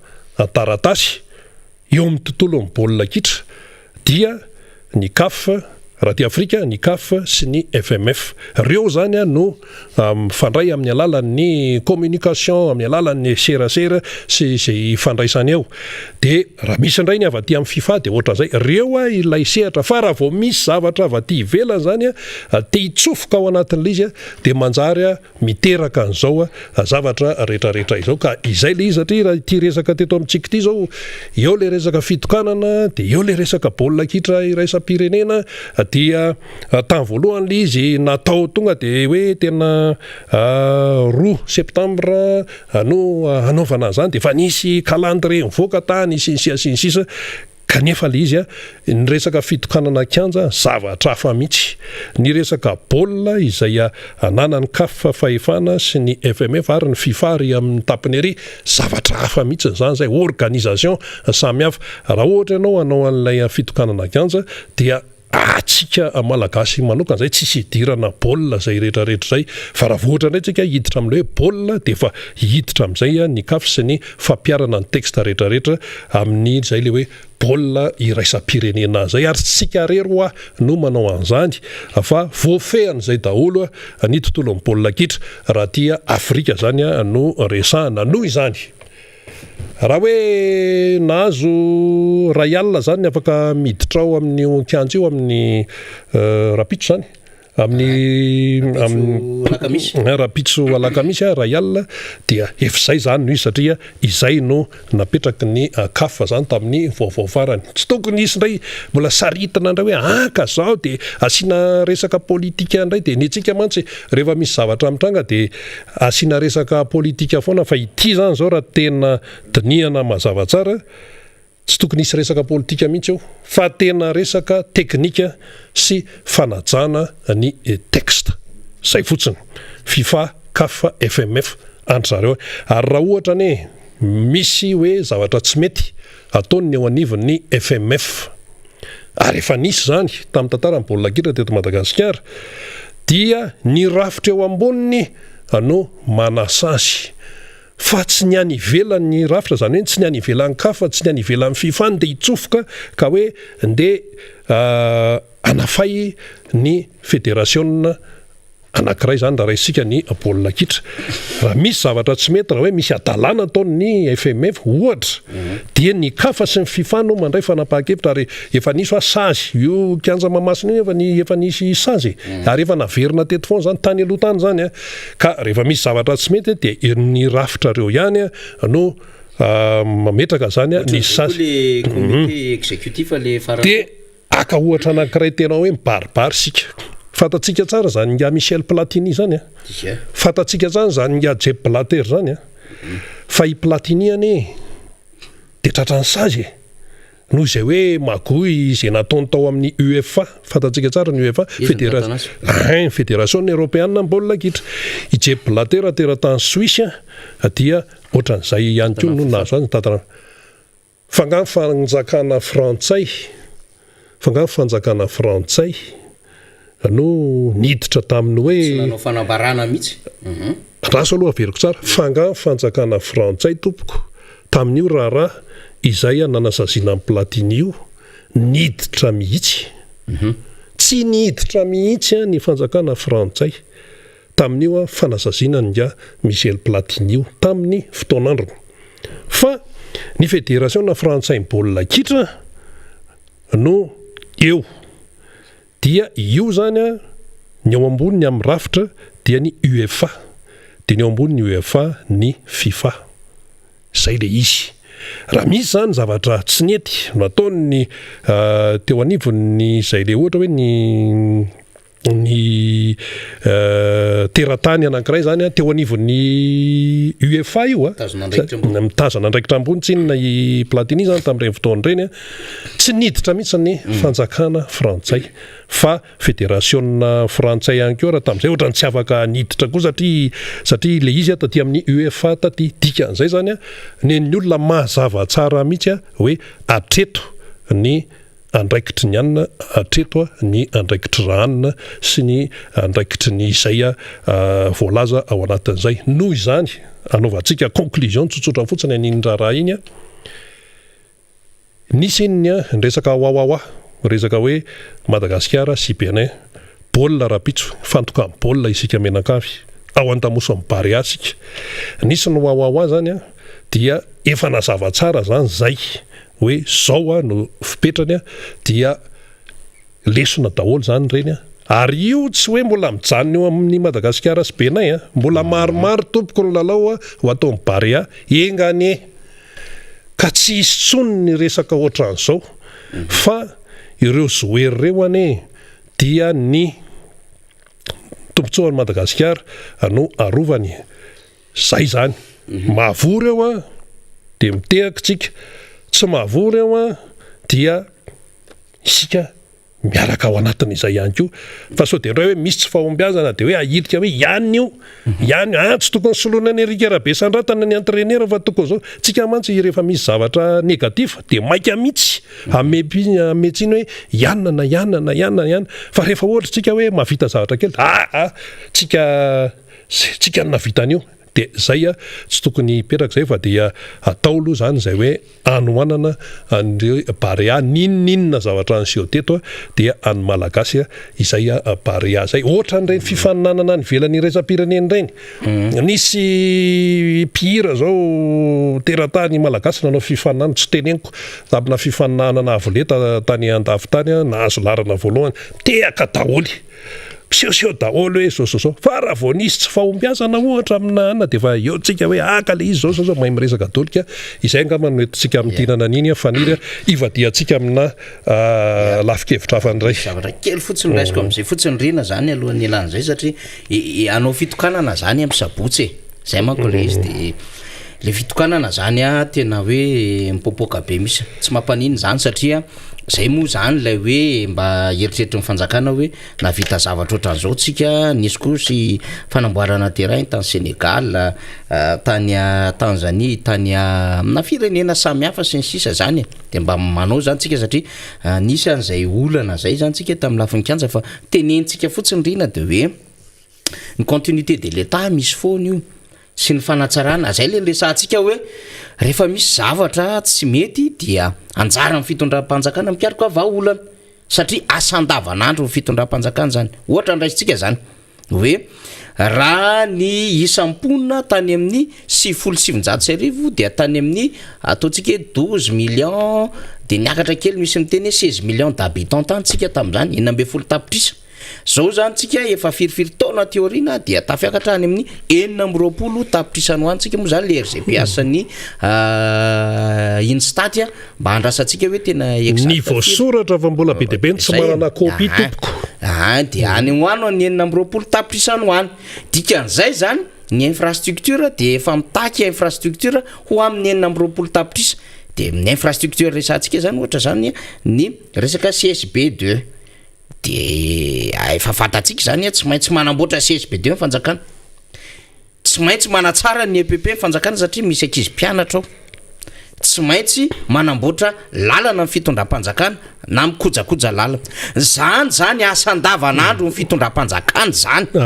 andraikiny zany no fidianana azy fa tena tadiavina ny fitondram-panjakana dia hoe ahoana no ahafahana mistabiliser ny resaka ara-toekarena ohatra io mividy mpiainana ity ny karama farany ambany izao no lalàna ny tolotra sy ny tanady eny amin'ny resaka tsena sy ny sisa eny ahoana na ahafahany vaoaka malagasy misitraka amin'izany vidy mpiainana ho zakan'izany ahoana ny taux de croissance atsika naforona orinasa ve le fitondram-panjakana ahoana ny vidina jiro ahoana ny vidina solika sy sisa sy ny sisa zany asa takina ny fitondram-panjakana zany ka raha izany tsy vaovahany tsy afaka hiteny le fitondram-panjakana hoe tena izy ny tena modely sy mamiratra indrindra ny infrastructure zany ny olona rehetra manao zany na izana irina afaka manao infrastructure rehefa misy moyen satria inona ny antony rehefa manambady amanjanaka dia mba mieritrehitra hoe tsy hanofatra antsony fa mba hanana trano indrindrandrindra hoe raha mamaro anaka zany dia mba hanamboatra trano dia mitady moyen takina zany zay irina rahabe zany fampandehana fa hoe ahoana ny ampandrosoko ny tokantranoko ka tsy tokantrano mpangatadava tsy ho tokantrano mivelona mitrosa tsy ho tokantrano zay mivelona amin'ny fanampiana no tokantranoko fa tokantrano tena afaka miary manambola hivelomana aprevena mivady amanjanaka ahafahana mba manao vakansa afaka mividy zavatra tsara ao an-trano rehefa mba amorti reny fitaovanyreny ohatra hoe salon ny baio sy ny sisa ohatrohatran'izany même na latabatra kely ary rehefa mba hoe 12 taona ty fandao mba hosoloana amin'izay tokony hanana fahafana amin'izany le tokantrano ray any zany le ketrika zany le hoe tokony asan'le tompona ndraiky verina fa hompitondra zany de zay no esprit nitondrany reo tompona ndraiky za teo aloha io palais des sports io any taty amin'Andriamatoa Deratsiraka io no nangatany fa no tonga Andriamatoa président Jafy Albert dia nitoy zany aliasa dia nisy fanokanana taty amin'ny premier ministre Razanamasy tsy zavatra mipopoka be nanaovana récupération politique vokatry ny fiaraha-miasa Madagasikara sy ny sinoa dia nitaterahana ny palais des sports dia natao le izy satria efa voasiny lay projet dia natao ny fombafomba rehetra tsy misy mihitsy tamin'izany hoe raha ianina no nanao an'io dia raha ianina dia ity no nitokana azy dia aratsiny raha ianina fa zay ny tena nahavita fa zao zay le continuité de l'état samy mba miezaka satria efa nitadiavina aizako tsika niatrika ny jeu des îles ane irina kianjany mamasina sy kianjany tafo mamasina sy kianjany tafona koron-drano sy teny amin'ny université no nampiasaitsika fa tamin'izany namboarina tsara izy mba etrehana jeu des îles dia efa zakazakany ihany hoe zao ny isam-ponina zao zany ty infrastructure fa efa mitombo zany isam-ponina piscine tao Peflo piscine tao Peflo reny namboarina tamin'izany fa mitombo ny isam-ponina dia tsy maintsy nanao fotodrafitra sika dia efa nitsinjo lavitra le mpitondra dia ndao ary anao palais des sports tsika dia io lovaitsika hatramin'izao io palais des sports ohatran'izany ihany koa ny kianjany Mahamasina rehefa andray an'le lanona francophonie tsika le mitany miteny manontolo sy ampany amin'ny teny frantsay dia tsy maintsy tsika nanamboatra ny kianjany Mahamasina tsy ohatran'io ny kianjany Mahamasina tamin'izany sa mba fierté an'le malagasy mandray lalao an'ny francophonie tsika taloha le fanaovana mita be fotsiny le sarisary le avany Korea reny manko le zanakarema reny de le avany Korea le manao mita be zany manoratra boky mametrika sary de sary de soratra de namboarina le kianja Mahamasina zakan'izany olona zany satria fatafantatra hoe ohatran'izao ny isamponina Antananarivo reny vohatra tam'izany mbola tsy amina million io mbola tsy surpeuplé Antananarivo fa nahazaka tsara ny infrastructure na Antananarivo ny lemaka sy ny sisy tsisy mbola remblayage be sy ny sisy ohatran'izany de nataotsika zany lay fanamboarana le kianja de nanao village de zay koa tsika Rinarabe mananjara teny Akorondrano de nilovaina théorie tsy misy oeraoera zany fa zavatra ilainy zany rehefa andray fivorian'ny francophonie dia nanao ny CCI Vato sy 5 étoiles président Marc Ravalomanana satria tsy voatery isika hoe aiza etsy amin'ny trano raharaham-bahiny ve etsy anosy ve no anaovana fivoriana ny filoham-panjakana sy ny atao anatin'ny tany miteny frantsay na sécurité fotsiny na etrana zany tsy possible zany dia tsy maintsy nanamboatritsika ny centre de conférence internationale teny Ivato de samy mampiasa an'io daholo zao samy mampiasa an'io am'izao fotoana zao de natao le 5 étoiles zany hoe bon manana ny Carlton tsika manana ny iza re zany ny hôtel ngezangeza nalaza tam'izany Palissandre angamba fa mbola tsisy Ibis tam'izany mbola tsisy anty tery iny ty Novotel sy ny sisa tsisy an'izany fa mbola Carlton natanjaka de misy Palissandre de hôtel ambonimbony sy sisa de Colbert de mba tsy revona fa mba ivelarintsika izy de nanao 5 étoiles de io mbola ireriavatsika malagasy hoe manana centre de conférence internationale tsika CCI Vato de rehefa nisy fivorian'ny Sadek sa inona indray iny teto Rinarabe mananjara ny amin'ny francophonie de hoe efa misy an'ity trano ty indray ny CCI Vato fa zao hozy ny Flora Jonary Mampianina mba tsy hodina be ary amin'ny digy sy ho amin'ny embouteillage ndao amorona lalana tonga de manitsy be de nambonina lalana indray tsika mivaky tetỳ Ambotrimajaka mivoaka tetỳ Ambotrimajaka de tatỳ Tsarasotra de iny le hoe lalana Bobon Vandro hozy izy ndretsy fa niezaka namboarina lizy à 10 km de mba tafavoaka kosa etỳ Tsarasotra makeny Ivato ny samy mandeha daholo zao zay ange le raharay ohatra zany ny atao hoe fiainan'ny firenena zany ny atao hoe mitatana fanjakana misy fampidirana fa tsy hoe misy olona manao rokady aty de ovaina hatramin'ny anarana de esorina le tsangamatsy le soratra de tenenina fa zay nanao négociation io fa tsy nareo satria malahelo am'le hoe ianona na vita sy ianona no ny entamé an'le négociation de lasa mauvaise foi zany amin'ny fitantanana amin'ny fiainan'ny firenena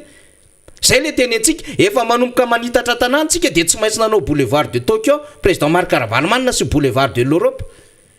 de ilovaitsika mandraky teny androany isan'andro isa-maraina misy filoham-pirenena sy tompona ndraiky mpanjakana maneho miaraka ny zirofara am'le lalana namboariny président Ravalomanana ka raha tsisy an'io ara de ahoana zany tonga teto Jacques Chirac nitokana azy teny anosy be rehetrarehetra iny anosy be fatatsika fa atao anaty fotaka niaraka am'izany kisogasy ny rehetrarehetra ny fako ny rehetrarehetra tena kapa-pneu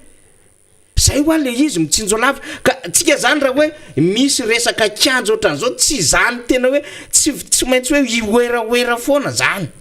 zavatra normal tokony ilainy zany rehefa hita fa hoe mitombo ny sehatra mitombo ny fotoana mitombo ny olona memaky tsika ny toerantsika amin'ny sehatra resam-pirenena de ilaitsika zany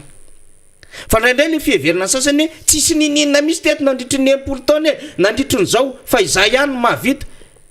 zany zavatra manahirana zany amin'ny fomba fitantanana matotsika miteny azany rina mba te hitenitsika hoe tsy mampaninina tena mafinaritra mahita an'izy fa na izany na zany kosa le finiavana foana hiteny fa ny hafa tsy navita fa zany mahavita zany manahirana mijery azany fa ataotsika amin'ny lalany iny rina resaka tiako mariana kely fotsiny momba zay vadika vanila fa mizatra tiako mariana kely fotsiny am'izay le hoe mahavita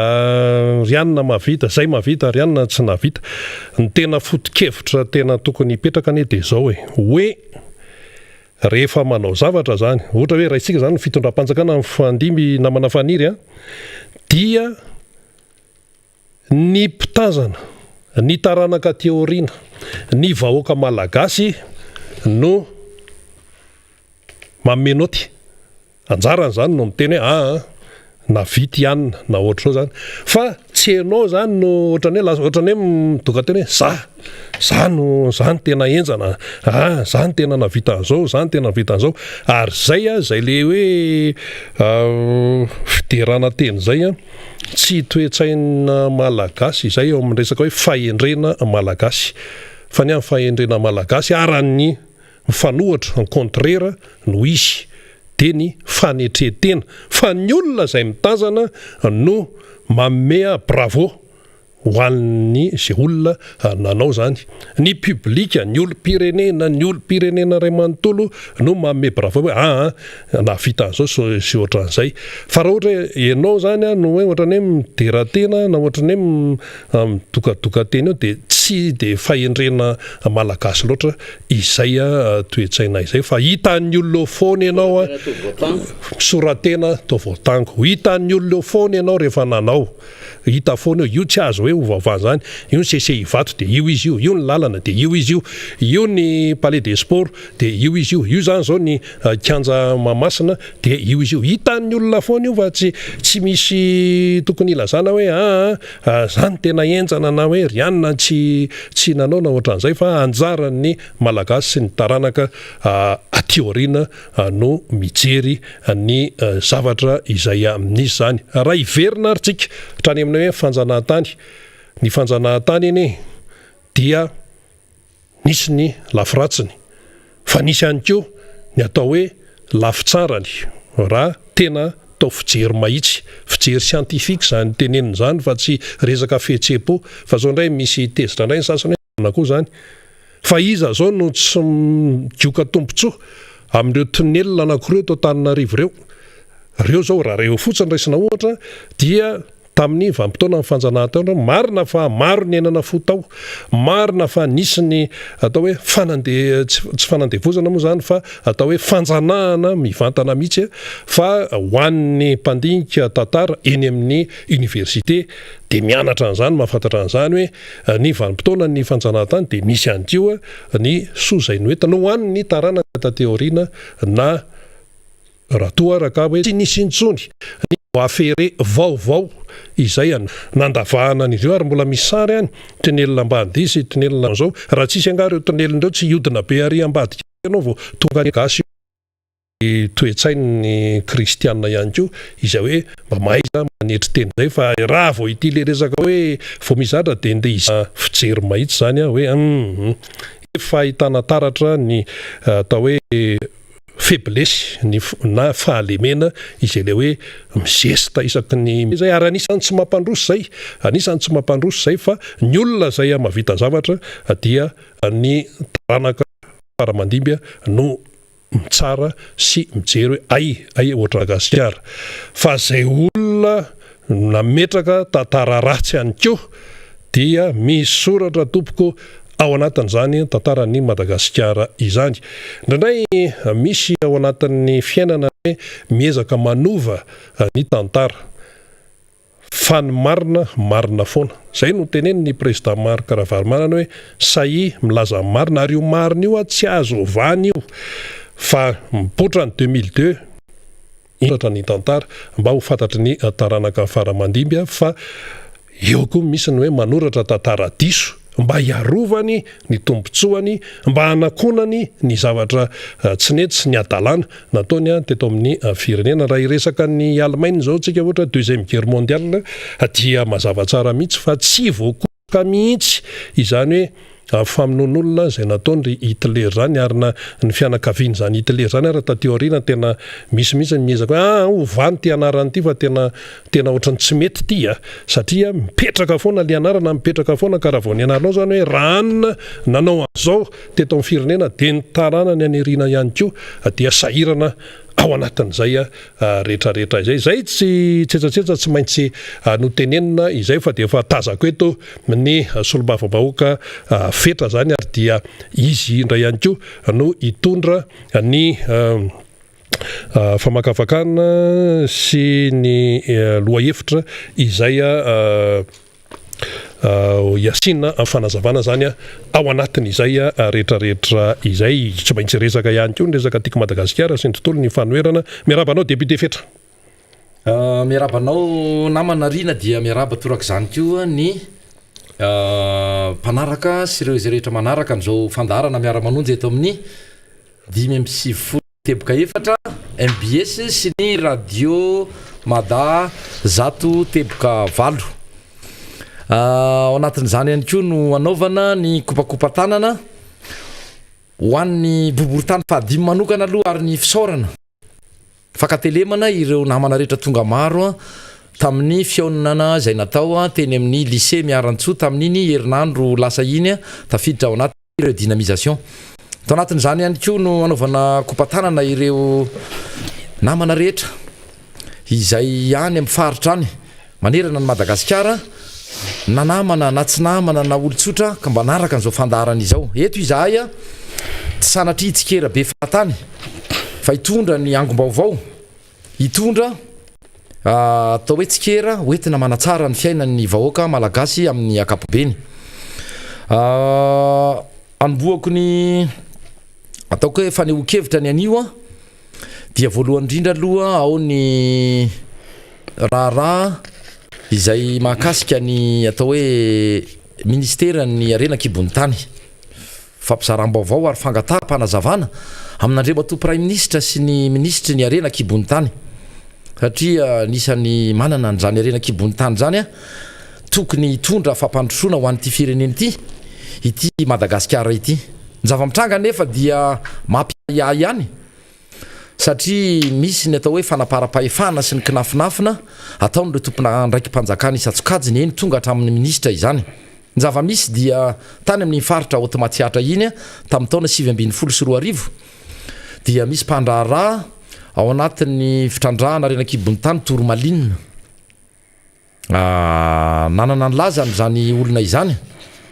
satria ndroborobo ary nandroso mampiasa olona maro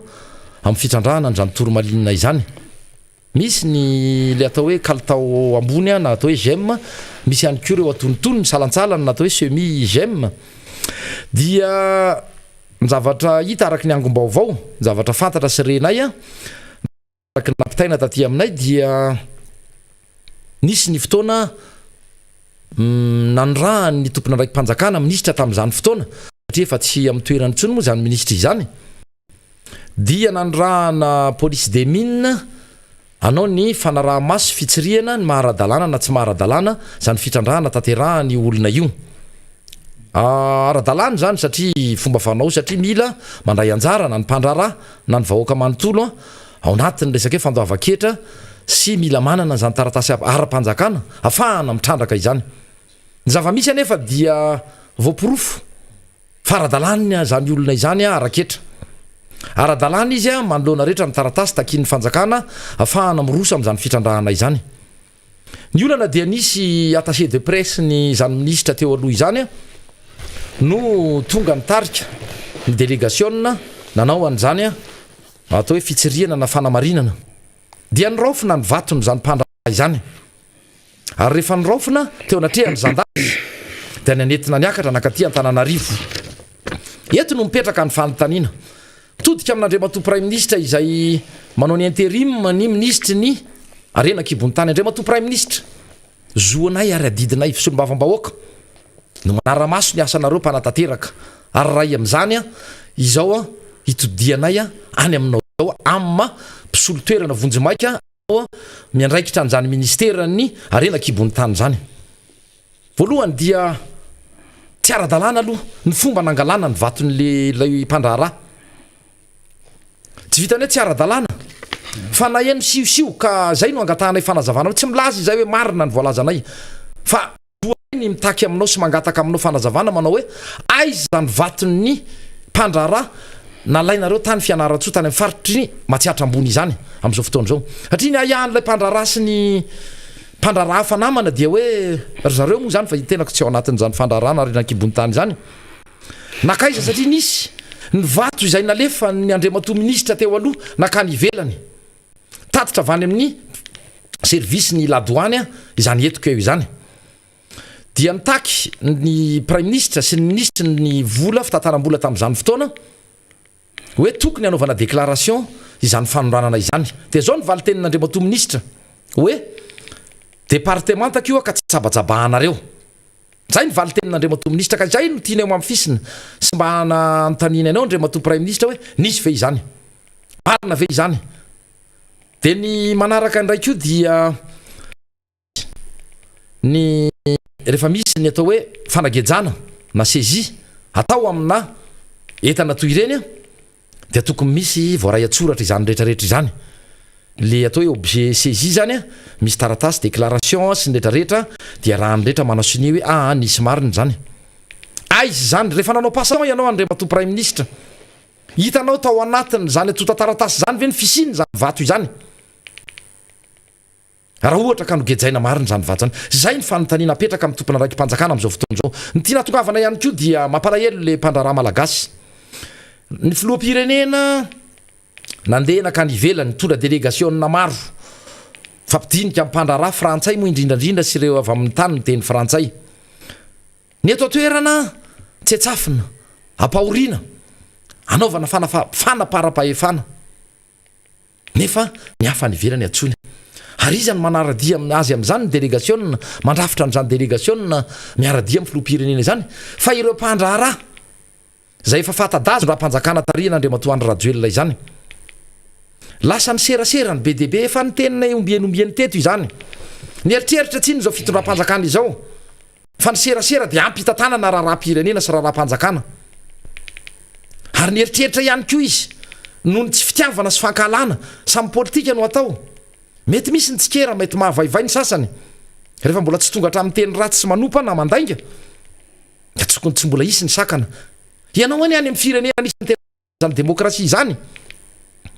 no mitondra délégationna no manaratsy ny vasolitenan'ny mpanohatra ary tony fanaohatra amin'izay araky ny teniko hoe ny eritreritra ianareo tany aloha tany raha tany amin'ny sivy sy roa arivo nanomboka hatrano hoe ny serasera dia ampitantananareo firenena sy itondranareo fanjakana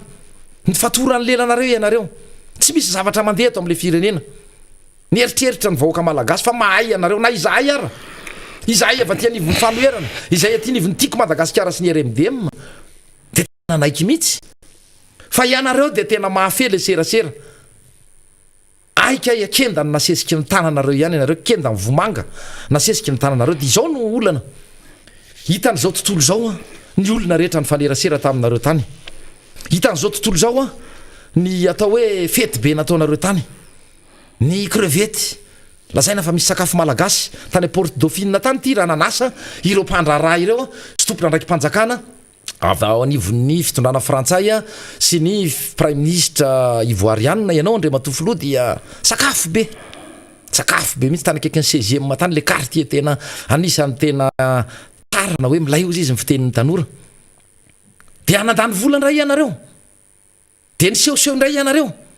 de izy nefa ny miaraka amin'ireo misehoseho andriamato Nicolas Sarkozy izay mampametram-panontaniana hoe inona no nahatonga azy ao anatiny zany olona nasaina izany satria namanao va izy andriamato filoha tsy maninona zonao no manasa azy fa ny fanontaniana mipetraka de hoe tompona ndraiky mpanjakana mbola amperinasa ve izy any firenena frantsay zany mpandraraha ve zany Nicolas Sarkozy zany inona no mety hoentiny zany ho an'ity firenena malagasy ity fanapotehana raha nataony zay ny teneny namana faniry zay fanapotehana nanampy anao tamin'ny fanonganam-panjakana zany le mbola tena le hoe toetsaina mpanjanaka avocat zany olona izany tsy misy tsy mahalala manana cabinet na avocat zay ny tena lalany rehetra azy na filoam-pirenena teo aloha ary tiako fantatry ny vahoaka malagasy zay tsy mahalala fa nitombotra zany ilana de efa any amponja satria voaroroy amina zavatra maro fanodikodinam-bola fanafinafenana vola nampiasaina tamina resaka fifidianana raha taty amintsika aloha zany de asa tsy fantatritsony fa aloka tsy asiana resaka aloha ny am'izay fa izao iverenako ny amin'ny andriamato Nicolas Sarkozy izany namana akaiky n'andriamato filoam-pirenena Andry Rajoelina de ny fanontaniako teo apetrako amin'ny rehetrarehetra mihitsy sy amin'andriamato filoha sy ny mpiara-miasa hoe mitondra inona ho an'le firenena malagasy sao de mba mitondra zavatra ho anao rery andriamato filoha sy ny namanao akaikikaiky anao ny fiarahana foana amin'izany andriamato Nicolas Sarkozy zay tonga taty mihitsy tamin'ny fotoana nanaovanao fianianana tonga taty zany olona izany araky ny teniko teo hoe olona mariny mbola tsy voaheloka tanteraka izy fa mbola manana raharaha any amin'ny fitsarana frantsay zay tsy azo anaovana fika toy ny aty amintsika aty zay tsy azo anaovana didy mipesandry a sy anaovana tsindry fa ny azy a tena mahaleo tena mahaleo tena ny azy raha zany fitsarana zany iresana azy fa na iza olona nanao ny tsinety na ministra io na prime ministre io na filoham-pirenena teo aloha dia miandry ny saziny a rehefa ohatra ka nanao ny tsinety rehefa tsy eo amin'ny toerana zany filoham-pirenena zany ka izany mba irina isy eto amin'ity firenena ity zay no nampandrosiny olona zay no nampandrosany zany firenena frantsay zany tao anatin'izany ihany koa tao anatin'ny diany satria efa maro ny resaka nataony namana teto mahakasika an'izany diany filoham-pirenena zany sy ny zavatra hoe mety mba ho azo atenaina na dia atao hoe aty amin'ny efa miditra amin'ny fahatelo taona ny tondrany ary Andriamato Rajoelina dia mampametram-panontaniana ihany hoe efa nisy any ny fiaonana sy fahatongavan'izany solotena ny mpandrarana frantsay zany teto tamin'ny taona 724 e fa inona ny toyany nisy vela atao hoe suivi nisy vela atao hoe fanairana indray an'izany hoe mpandrara anisany manama izy azy satria firenena goavany zany frantsay zany efa feno an'izany mpandrara frantsay zany angeny eto hoe na manana an'izany zoam-pirenena frantsay fa nitondra inona ho an'ity firenena ity de zao araky ny teniko teo nanao hoe aty amin'ny fahatelo taona efa mananika ny fahatelo taona nitondranao Andriamato filoha inona ny mbola ho atenaina ianao sao de mieritreritra hitondra 10 taona na 10 taona any aoriana mialatsiny fa mbola andalo fifidianana ray sika de ho hitatsika eo raha mbola eken'ny vahoaka ny mbola hitondranao an'ity firenena ity ianao ny fantatray fa mbola ilatsaka e na tsy milaza ary ianao fantatra miariary vakina fotsiny fa mbola ilatsaka ianao toraka zany ihany koa izahay tsy mandainga ary zay koa tsy hanafina izany fa izay koa matoa manao politika ny atokotiko Madagasikara talohan'ny filora valomanana de vonona hiatrika zay fifidianana rehetra mifandimby eo ary mbola androtakolona izay hatramin'izao ny kandidana naturel ary izy ny votarika amin'ny mpanohatra na inona lazainy sasany na inona de Andriamato marika ravalomanana zay ny tsetsatsetsy aly fiteto mahakasika ny fitsidiany nefa misy raha iadiniko ihany koa ny volam-bahoaka le fandatsana tao amin'le vahoaka malagasy tany amin'ny Porte Dauphine tany zareo no nanao fanasana Andriamato filoha ny ary matiny kere atsy kaviara adiniko teo kaviara avy estudiant tsondro angalana an'ireny kaviara reny ary vola be ny kaviara amina euro a naninona raha mamody natao ravitotsena kisoa e nakoba rehefa tena tiampiseho an'izany mamalagasy zany fa mitonatonana miaingo ambony tsikoko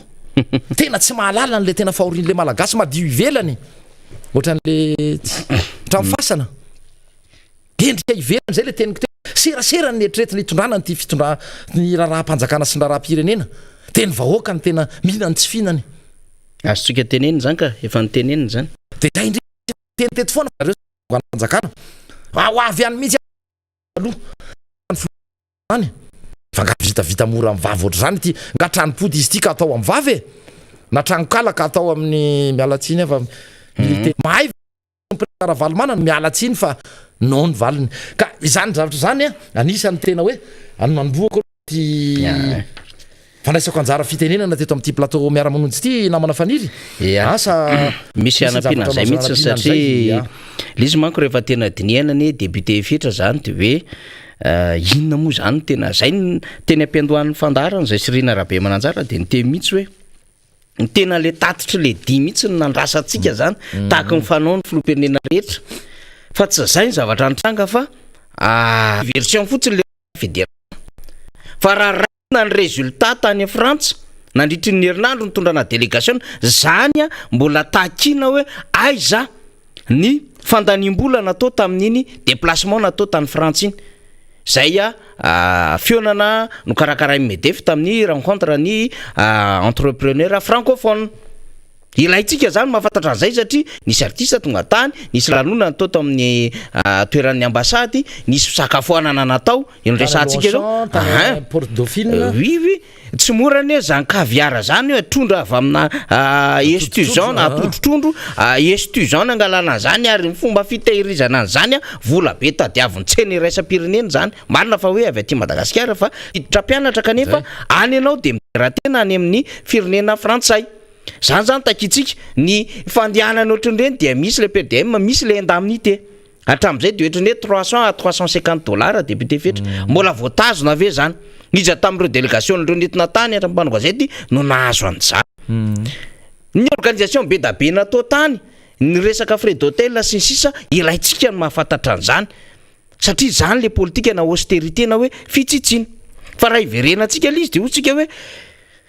inona maro le votoatin'le dia de hatramin'izao zany mbola akamantatra satria raha ohatra ka mitondra ny volam-panjakana nandeha tany ivelany zany ny fitondrana député fetra de tokony hitondra vokatra ary zay lôjika raha manontany an'izay ianao satria ny asan'ny solombavam-bahoaka dia manara-maso ny asan'ny mpanatateraka de tadiavintsika zany amin'izao fotoan'izao hoe avoay tompoko lay facture avoay tompoko le fandanina ho hitany rehetra hoe 4 milliard ny laninareo misy miteny hoe niara-niasa tamina orinasa akina sy izy de avoay tsy maintsy misy fandanim-bola mpanjakana foana amina déplacement ohatrandreny de mba tokony fantatry ny rehetra zany fa rehefa tsika manko maheno ny vaovao samihafa avy any ivelany tsy de misy aloha zany député fetra hoe tena nanakoako tamina amina chaîne matanjaka be any la France le fandalovana tsy nisy ndresaka an'izay ary nisy ndray mpanao gazety atao amin'ny Île-de-France teo tena namoaka n'lay vaovao fa hitantsika io zao de tena zavatra hafa mihitsy nyresahany zareo le tena hoe tena afaka niatrika tena nyteny tamin'ny fitondrana le diaspora nanionievina de eo koa ny teny am'le hoe zao vokatry ny fiaonan'ny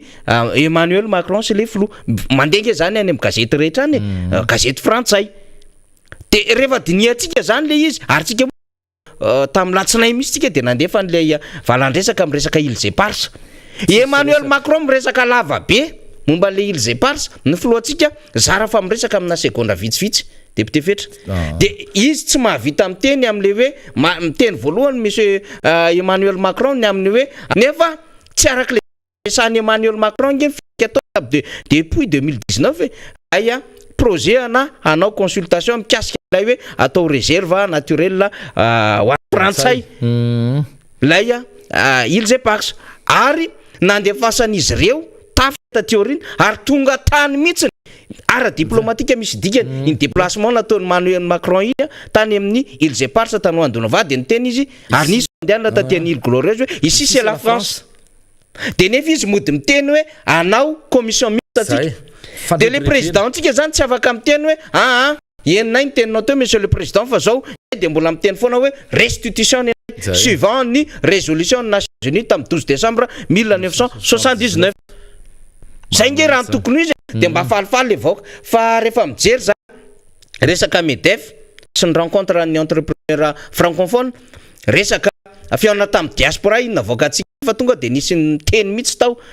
tena zay mba resaka kolokolo sy isa kosa aza zay olona miteny gadraina fa zay olona manao an'izany eto tsika zao mbola kafouillage be amin'izao fotoan'izao misy de se miboaka foana ny resaka Îles et Pars raha raisina nge zany ary indrindrandrindra tsy afaka mitondra n'lay diaspora manahirana andra zareo tonga taty Madagasikara raha raisina nge zany député fetra de hoe fiaviany de falina tamin'iny fa raha ny tokony izy mila manontany ny vahoaka malagasy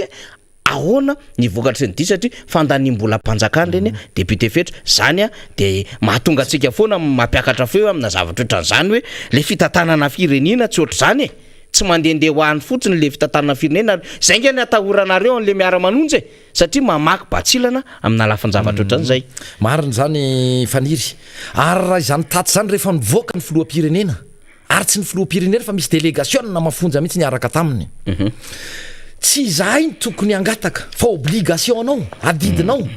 no tonga de manao ny tatitra rehefa tonga ianao fa tsy alohan'ny valandresaka alohan'ny fionany ianao no manao valandresaka ary misy endrika fanaovana tsinitsininy nataon'ny frantsay tao anatin'izany valandresaka natao mialohan'ny fionany sy ny filoha frantsay zany raha mijery ianao vatra tsy mba nahita saina malagasy asa rehefa nyresahana teto zay zavatra nahita saina ny firenena malagasy ve ianao tao andamosiny ny filoham-pirenena malagasy fa ny saina frantsay zay teny akaiky n'le garde républicaine teo no hitanao ianao andre mato filoha mamaky miondrika tsy aky jany miondrika ianao ianarany zany nefa ianao mahay le serasera fantatra fa mahay ianao matona tonga am'izany toerana filoham-pirenena izany fa ny zavatra mampalahelo dia nataony tsinitsiny zany firenena malagasy zany nataony frantsay tena maivana toy ny volomborony zany araky nyteky teo hoe le tena maneo sy mampiseho sy pirofo ny fiandranam-pirenena de ny sainam-pirenena tsy nahita aloha raha iza mety ho diso fa raha tao nandritry ny valandresaka tsy nahita saritsariny na soritra saina malagasy nandritra izany valandresaka mialohan'ny fionan'izy Emmanuel Macron zany de zao ny taty sarenay ka miprofoy aminay ny mifanohatra am'zany hoe diso zao tatitra izao fa nitatitra renay avy any la Frantsa satria ianareo tsy nanao fanambarana de mikaroka izay mihitsy de mikaroka izay de nandray izay fa ohatrany voasasa tamin'ny savony mihitsy ianao tao andre matofoloa ohatra nytaona andre cadreny zany filoam-pirena frantsay zany ianao ohatra ny renay fa ataony teny izy hoe ino ny tiamiko torotorok'olona tsy misy profit ity makasika mitarika ny filohan'ny RMDM sy reo le solotena ny mpanohatra any am'zany firenena frantsay tao Paris zany ny zavatra renay taty dia ary nampalelo akoa raha sy nandiso fanantenana de Andriamatoa minisitry ny fitsarana zay to lasa kofe manara-panjaitra araky ny teniko tamin'ny fandalovako teto tapabolana lasa de nanao hoe ananako estime mihitsy zany olona zany fa tena teknisianina ary miteny amin'ny maha-teknisianina tsy mirona be amina resaka fanehoan-kevitra politika tsy zay nefa ny zava-misy fa ohatra ny nahita hoe niovanaka volotany sady ianao Andriamatoa minisitra ohatra ny nanao ny fanao ny afasady ianao nanao hoe io ndray zany de tsy maintsy ampiarina fa misy ny fanaraha-piara-miasa amina resaka fitsarana sy resaka zay raha-raha-pitsarana eo amin'ny Madagasikara sy satria maniratsira mbola tsy tafavoaka fa tsy nanam-potoana izahay mbola amoahanay eto mbola ho avoakana eto tsy promesy tsy menasy ty fa promesy ihany ho avoakanay eto hatramin'ny nananaovanareo fanonganam-panjakana hatramin'ny 7 Marsa 7 ny atao hoe fanosorapotaka fanaovana tsinitsinina fanaratsiana fa lainga de zao nisy fanaovana tsinitsinina fanambaninina ny opa sy ny opa ary nataonareo na ny filoam-piangonana raha moa de nydroitroitinareo tamin'ny vozina akanjony ka zany rehetrarehetra zany zao aloha tsaroviny nataonareo teo aloha ka zay hoe aza manome lesona ratsy rehefa teninay teto zany teniko teto zany nanao hoe aza omena lesona ratsy ny taranaka sy ny mpanao politika mba tsy hanao toy ny nataonareo tamin'ny 7 ary teniko tao amin'ny gazety voaka isan'andro omaly nanao hoe raha izahay ane manara-diny filora valomanana no nanao ratsy saina ny beketrika toanareo am'izao fotoana hitatsika fa mampalemy an'le fitondram-panjakana izao teny aminareo fa fotoana fohy fotsiny de miongana eo ianareo rehetra fa tsy zay ny tanjonay tena nisy ny fitoniana isy ny filaminana ka izay indrindra ny teninay teo hoe aokarea atsaharo le resaka fanaratsiana ny tatitra fa obligation anareo ny manao tatitra satria solotena ny vahoaka malagasy iray manontolo ianareo tany tarehan'Andriamatoa filoha alefaso zay mba tsy andeha nonono sy ny lazaina ndray fa fanosorapotaka satria araky ny teniko teo misy moa zany ny nany anatin'ny gazety any efa mivoaka any nge zany tenina ny Ramatoa Fanirisoa izany hoe ohatratra zao zany ny vaovao azonay ka amarinina disoy raha ohatra ka tsy marina lizy Andriamatoa filoha na ianareo tompon'andraikitra ny serasera alohan'ny filoam-pirenena no hiteny inona no ndresahanareo tao marina tokoa hoe fa fisy zany no nentinao tao de tsy nahavoavaly ianao ny fanontaniana napetraka zany filoam-pirenena frantsay zany marina mety samy hafa ny faripahalalana sy ny fahaizana izy le fahafahanao sy ny olona manaradianao zany mahay mifampiraraha amina filoam-pirenena mahakasika ny ady ohatra hoe iverena zany satria lasa ohatry ny resaka fandrendrena saim-bahoaka fotsiny marina ty zay parsy ty raha ny fijeriko tsy pessimista fa tena tsy ho azotsika mandrak'izay zany ary lainga tsy marina ny voalazanao Andriamatoa filoha hoe restitution tsotra fotsiny hoe araky ny fanapahana zay ny raisiny ranotranga de hita fa tsotateraka ao mihitsy zany fa apresahany zany toy reny zavatra rehetra fanapanatenanao reny 0 ariary ny fampidirana mpianatra iverenako kely zay teny namana faniry teo zay ry betsaka amin'ny fitarana azy avy any manoro avy any amin'ny faritra varadrano ary avy any amin'ny firaisana fahadia am'izao tsika miteny zao raha teo anelanelan'ny 2 arivo sy ray alina ny naloha tany amin'ny raha hiditra apiditra mpianatra any amin'ireny sekolim-panjakana na CEG na EPP fa ny kely indrindra am'izao fotoana zao itenenantsika izao de enina alina ariary no takina ary raha mba sendra mangataka satria ao anatin'ny fahasiarana tanteraka ny ray aman-dreny dia namanana 4 alina ariary ary ianao fa tsy manaiky le sekoly fa ny chef-sisco mihitsy no manoratra ny vola tokony takary aiza ho aiza rehefa mpanantenanao Andriamatoa filoha mba valio moa zay rehefa miteny zay nge tsy miresaka am'rindrina zay nge tsy miresaka am'vody azo fa ianao ny raisinay ho ray aman-dreny ianao ny netreretiny vahoaka malagasy fa hanavitra azy ato anatin'ity anomoaka azy anatin'izao fahantrano zao zay de maniratsira fa tenanao ny alo verinay fotsiny ary raha eo anatin'ny zany aiza daholo zany ireo moa zany na député fetra hoe ho azo sika hatramin'ny 2030 hatramin'ny 2030 nanatsikatsa 30 millions d'euros isan-taona zany 30 millions fois 2 zany 60 millions d'euros vivo nareo tamin'ny député fetra 240 millions iny zava-misy mangatadava ary nao anatin'ny rariny ary zany firenena malagasy zany anatin'ny fitakina ampandrosoana firenena so ampiasaina ampandehanandra firenena na anaovana anapina amin'ny resaka tsika niakatra teny amin'ny rova izy mako nametraka kely izy de nangina ndray le mpitondra de toraka zany ihany koa nandeha tany nakelagny be mihitsy ny filora valomanana tsy mionona am'izany hoe frantsay zany rery raha tena tiampandroso an'ity fireneny ity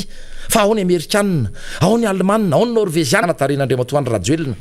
ary tsy misy ninona tenaina aty amin'ny araky ny teniko hoe telo taona efa mananika ny telo taona itondrana ange zao faniry orpiaino efa mananika ny telo taona aty anao zany vao monao tetikasa aty anao vifampiraharaha iatsom-pandraraha ny eto toerana nefa akatonao araky ny teniko teo hoe misy an'le olona mpandraraha tamin'ny resaka vato arenakibony tany nanjavona tsy hita very anjavony ny fananan'olona saina ny figure tao anaty passation tao zany hoe vaton'olona zany tena maly botana fotsiny tamin'izany ao ministra de ohatra zany ihany koa ny orinasa sasany eto izay miteraka asa mamokatra firy ho an'ny malagasy orinasa malagasy satria no firaisanao tsykombakomba andre matofoloha am'ireo le hoe orinasa vahiny tsy fantatry moa manana zom-pirenena frantsay reo na malagasy de izany no anisany tena nanakatonana hatramin'izao de hodinareo rehetra mianakavy fanina hodinareo fanina le fanapotehana ny orinasa malagasy nataonareo izany ka tadidia tsara rehefa tsy eo ianareo sady araky ny teny namana faniry raha mafisiko nanao hoe so de hitomany eo rehefa aveo rehefa tsy eo amin'ny fitondrana itsony ka ho akatin'ny olona ny hainao manjerinareo ho akatin'ny olona ny orinasanareo tsy lesona tsara ho ay zany fa niteny an'izay teto amin'ity fandarana miara-manonja ity tsy lesonay tsara izany oka isy resaka filaminana foana ny fandimbiasana ao anatin'ny fandimbiasa-pahefana eto amin'ity firenena malagasy ity de zay lalana anankiray irosotsika makany amin'ny fampandrosoana fa raha mbola tsy izay no apetraka eto tsy misy ninona ho atenaina eto everinareo fa ampy hitondrana raha raha-mpanjakana de vahoaka malagasy manontolo no mizaka ny tsy fahaizanareo sy ny tsy fahamatoranareo eto amin'ny firenena nefa lazaina foana fa firenena manan-karena ho atao an'izao sy ho atao an'izao namana fa misy député fetra te hivadika aloha hevitra hafa kely satria misy resaka mandeha ihany amin'ny gazety ihany de latsadatsaka le afanganam-pandehan'ny antokotiko Madagasikara andro anisy an'izay zao ny antony sisisa tsika aloha tsy resahana ohatran'izany aloha zany ny antokotiko Madagasikara na miara-manonja raha tsy hoe en perte de vitesse raha tsy mihetsiketsika manao redynamisation antsika marina tokoa zany de varintsika hoe inona moa zany le ny antony natonga n'ilay resahana ohatran'izay sasikara taria amin'ny commune zao taria amin'ny fokotany zao ny tanora ty vehivavy ty io zany zao dia omaly tany amin'ny député Rastany tena manja be mihitsy manja mihitsy ny tany amin'ny député Rastany andeha indray zany zao amin'ny Ambomangakely amin'ny Sabotsy ny alahady de hoetsy Andorano fotsy ho any Atsimondrano de itoy amin'ny larobia herin'ny androany ny boribory tany faefatra mandeha ny any Mahajanga de nanao Tomasina tsy mitsahatra mamory ny vehivavy sy ny tanora tima de foy be misy foibe ary matoto foana androany zao zany de mbola mitoto foana ndray zao zany resaka fampiofanana zany sahirana zany le fitondrana de mba te hipalapala kely any ambadika sy ny te anana kely satria zay tsy mihetsika ihany zany no tsy resahana ka ianao moa rehefa tsy mihetsika ianao député fetra fa iza moa no iperanao rehefa tsy hetsika ianao tsisy miteny ianao fa matoa ianao zany misy miteny de mihetsika ianao zany tsisy olona iteny antoko any ambadika any ka izy raha tsy mihetsika fa matoa resahantsika de mihetsikatsika mandeha be le redynamisation am'izao fotoana zao ny fanjakana nge nga ianao nahita hoe antokony fanjakana TGV na vita nanao redynamisation zany na mamory ery na fokotany ray ary ny fikambananao aminy ara problème satria frustration sur frustration tsy fakahitana ao anatin'io fanjakana io fantatra niny information mikasika zany hoe saikisy olona nanohana ny fitondrany marobe fa de efa tena mba mantany inona vaovao ao anaty fandehana milamba ve tsy le ty alaza manombe lava manoatra zao tena tsy mivingivon-do nareo ngafaka zany frustration izy zany be da be de zay zavatra zay netiny ilazany hoe aiza moa le lalana mazava hoe ny antoko de miezaka foana le antoko Madagasikara hoe ino ny tracé-ny ino ny resaka ligne directrice mazava de mandeha amin'ny lalana iny izy ka le filazana zavatra samy hafa zany zao de hoe efa misy mangorooro any ambadika any am'ilay redynamisation le antoko Madagasikara ary mbola andeha io isan'andro de andeha io ary tety faritany marobe député fetra izany teny namana faniry zany no mampiorooro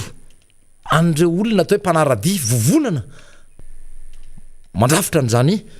mpanohana ny fitondrana ambara moa fa maro anisy am'izao fotoana zao ao anatin'izay aloha nanaovako kopa-tanana satria tefapirofo anankiray sady ity ho an'ny boribory tany fahadimy manokana ao anatin'izay ireo dynamisation zay dia hitsidika tony natao anay fa fokotany enina valo teo zay ny vitanay a tany amin'ny boribory tany fahadimy dia amin'ny asabotsy ho atsika eny amin'ny boribory tany fahadimy hitsidika anareo izahay sy ny tompona andraikitry ny distime sy ny olom-boafidy a mpitarika sy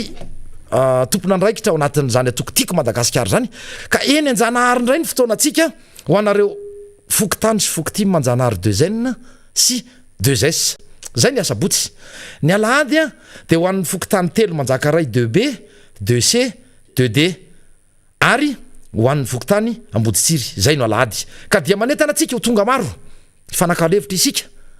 raha ohatra misy ny mpikambana na mpitarika izay hitanareo fa tsy tena ao tsara tsony na mila mbany mezantsika zay ainga avao antony dynamisation dia ianareo ao no manapa-kevitra hoe tiana hosoloana tiana ho fenona fotsiny zany borao mpitarika zany zay keo maniry rotsaka mpikambana tsy ranony kopany tiako Madagasikara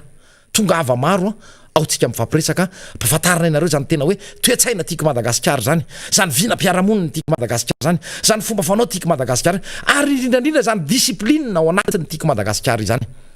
fa tsy aty amin'ny gazety sy nretrarehetra ty nareo a za miteniteny foana e fa hoporofonay aminareo fa iainga ary miainga ary hosarona tanteraka ianareo ho takony ianareo ka tsy ny fanaratsiana na ny fanasorapotaka ny flora valomanana na ny atoko noetreretinareo a fampandrosany ty fireneny ty izay anera manao an'izao a de miomana izay e fa izao ny atao hoe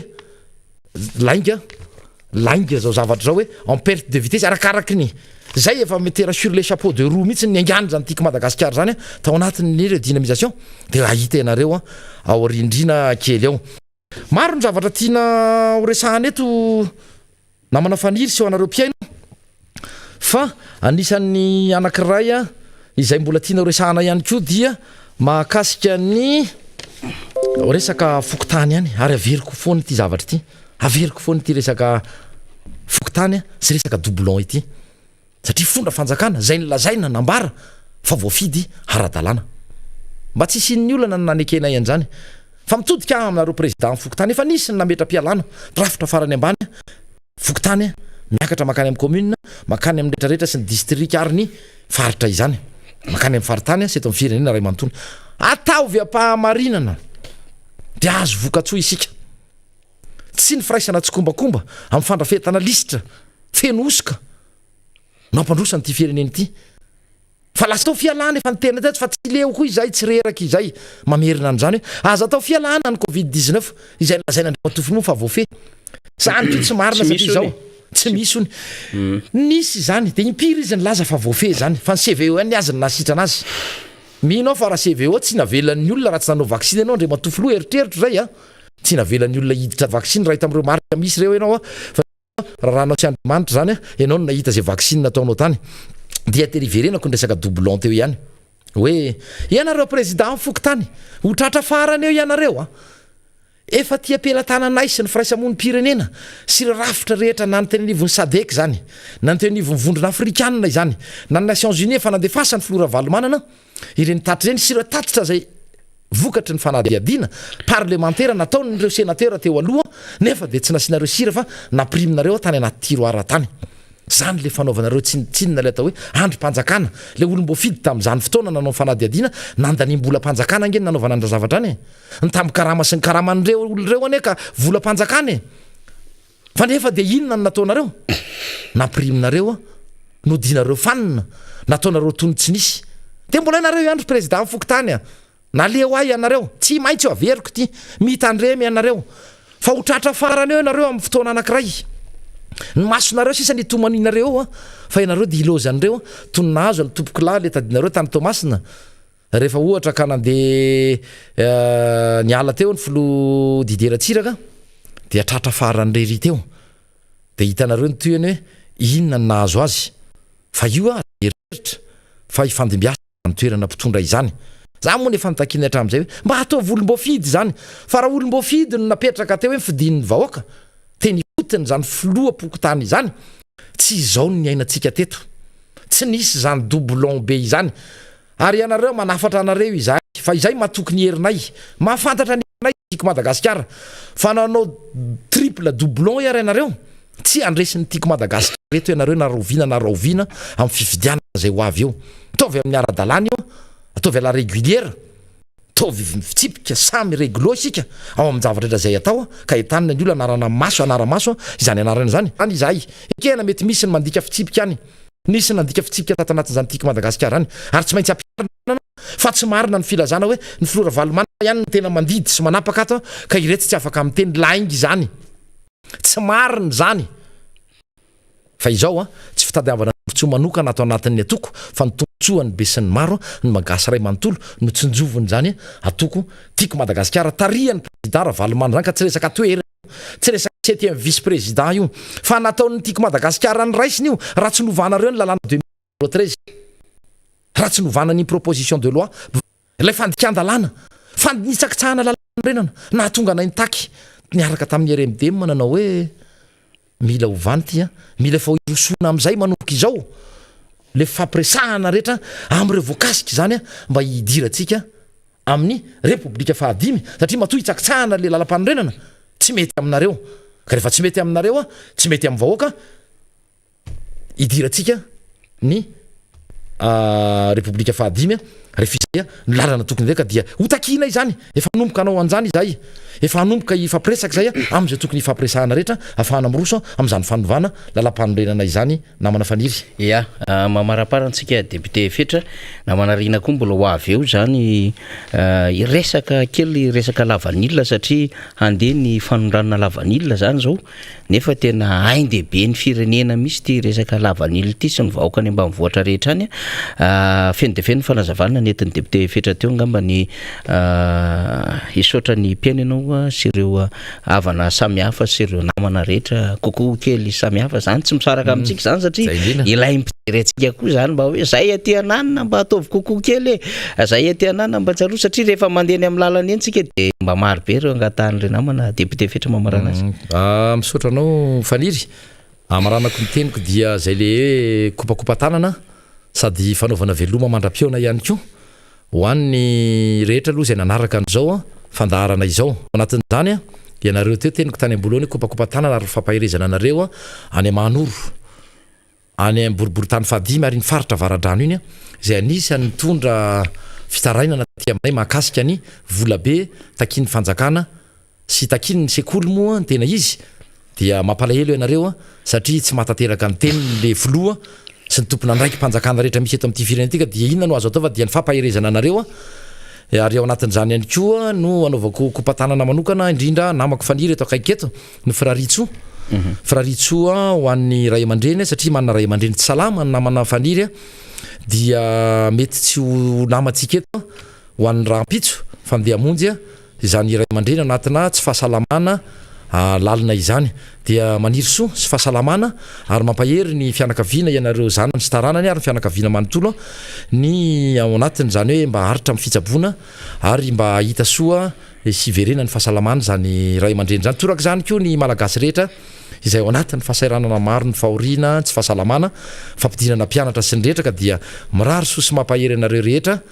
ny tenanay ary izay no ametrahana ny veloma mandra-piona mandra-piresaka amintsika indray veloma tompoko makasetraka ry misaotra amin'izay fankahirezana zay député fetra zava-dehibe tokoa zany satria dia haindehibe ny fahasalamana ary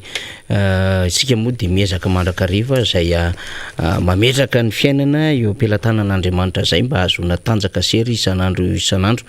ny fandarantsika mbola ito satria mbola nanomana devitra kely tsara iresahana ny namantsika Rina Rabe Mananjara satria dia mandeha zany ny resaka lavanila amin'izao fotoana izao fiainany hoe tena tsy tafavoaka tamin'ity manahirana ny zavatra nitranga tamin'le campagne farany teo dia tamin'ity ihany koa zany ianao moa hitondra nytontanisa maro samihafa fa anisan'ny aina ny resaka lavanila io dia zao hoe tamin'ny teo aloha dia tena tsara dia tsara ny vidina lavanila ary tsy apozonao mihitsy zany hoe trano kasika kasaka zany fomba fitro tranquille zany ny trankasaka zany fa le hoe trano kakazo sy semi-dur sy ny zany hoe vato ny ambany de misy kakazo amboniny na hoe trano kakazo ranoray fa trano kasaka kely zay amin'ny alalan'ny volo sy ravipotsy nefa misy canal sat zany hoe misy fahitana batterie de mba manana télé izy de mividy décodeur izy vanille zay ny sasarany izy de mba mihitatra amin'ny fiainana eo ndray misy mba manao trano vato efa mba miezaka manao mafinaritra de mba miazakazaka andrenivohitra mividy salon cuir mividy matelas any ambany vohatra lavitra be any de mampianatra zanaka na chef-lieu-na district izy na chef-lieu na région izy na chef-lieu na province izy de mamatsy vola am'ireny zanany reny mandefa vola isan-kerinandro tena miaina le zanaka le ray aman-dreny de izy aty zany mba manana vola amin'ny alalan'ilay inona moa zany ilay amin'ilay lavanila satria tsara mividina lavany tsarotsika nefa lavanila maitso 5 kilao rehefa pena de manome lavanila maina 1 kilao de tsara koa ny lavanila zany amin'izany fotoanandro zany fa lay zava-misy rehefa vidina le manta eo amin'ny 750 000 francs na hatramin'ny 1 million de francs zany hoe 150 000 ariary hatramin'ny 200 000 ariary zao izy iresakeo na manarina rabe mananjary zany hoe tena potika amin'ny fiarikaren'le olo tsara le vidiny tamin'izany fa mbola nazy vao kanjo inona nefa rano 20 000 ariary 25 000 ariary vidiny lavanila maitso amin'izao fotoana zao tsy resantsika intsony hoe ohatrinona le lavanile efa préparé zany préparation na lavanile zany koa tsy mora manao an'izany na manarina de mitomany ny any amin'ny faritra rehetrarehetra efa nanatsika teo aiza daholo misy zany mitomany malahelo mahatsiaro tena hoe tena resy tanteraka no fitana kanefa atao ahoana moa fa rehefa tsy miteny koa tsika de zao aton'ny olona tao amin'izay fomba anaovana azy fa rena moa hiresaka an'izay fanadidina tsotra noman'izay ya ny resaka vanille aloha zany ho an'ny Madagasikara de io anisan'ny mampidi-bola ho an'ny firenena io aloha efa nandritran'ny taona maro ary ny classement zany raha eo amin'ny sehatra raisam-pirenena ny vanille eto Madagasikara anisan'ny hoe tsara indrindra ary io efa nandritran'ny zay hoe 20 taona 20 taona 30 taona zay de mbola mipetraka foana le izy ny zava-misy anefa amin'izao fotoana zao matoa voaray tony fitarainana isaky mihetsika avy amin'ny tatsaha zany zay mitotongana ino dikan'le hoe mitotongana tsy resaka vola ihany le izy fa hatrany amin'ny fotoana mihitsy ohatran'ny zavatra ambolena rehetrarehetra ihany io zany hoe raha vao manomboka mihitsy zany de efa misy ny fikarakarana mandra-pahatonga any amin'ny fiotazana sy ny hoe fanondranana makany ivelana satria ny lavanila moa zany vosikajy ao anatin'ilay hoe vokatra fanondrana zany ka ao anatin'ilay fikarakarana zany de efa tojolana ireny tatsaha izay mpamboly vanille ireny hafa ny resaka fambolena aloha de hafa ny resaka fikarakarana de hafa ny resaka fanondranana misy etape be deaibe zany amin'io resaka lavanille io tsy maintsy fehezina ilay tatsaha malagasy nefa izay mamboly an'ilay vanille sy misehatra amin'io raharaha io de karazan'ny miady rery satria tsy maharaka intsony ny atao hoe tomanana eo amin'izay tontolon'ny fikarakarana maro lafy eo amin'ity vanille ity zay mandra-pahatonga any amin'ny fanondranana zany tsy maharaka intsony satria mbola eny potiny eny de efa misy mangalatra le vanille miditra zany tsy fandripahalemana ay zany ty tsy fandripahalemana ty tsy any amin'ny resaka hoe vakitrano ihany tsy any amin'ny resaka hoe halatra ihany na fanolanana ihany na kidinapinina ihany araka nentin'ny namana teto fa eo amin'ny tontolo ny lavanille io ihany koa tompoko dia hatry ny tsy fandripahalemana goavana izay miatra amin'ireo mpikirakira an'io sehatra io zany dia an'le izy aloha de efa manomboka vokatra zay de lasa miraviravin-tanana lay tatsaha mpamokatra ny lavanille rehefa miraviravin-tanana izy dia miena ny vokatra izay azo ary rehefa miena ny vokatra izay azo dia miena ihany keo ny rispo izany rispo miena zany tsy de hita ty ivelany zany fa rehefa tena dinihana izy de izay no zavatra mitranga rehefa miena ny rispo de lavitra be any de manararoatra ary mividy an'ilay vokatra ireo tatsaha zany mpamboly vanille amin'ny vidiny tena ambany de ambany nisy fotoana moa zany ny teny rena ny potony rehetra mandrayatra any zay ny ilaina le mandehandeha fa araka ny teneny faniry teo tena misy mandrayatra any amin'ny 25 000 ariary 30 000 ariary amin'ny araiky lao zany amin'ireny vanilla maitso ireny araka ny via inona anao tao zay mifanontanian'le tatsa de inona anao tao de inona anao tao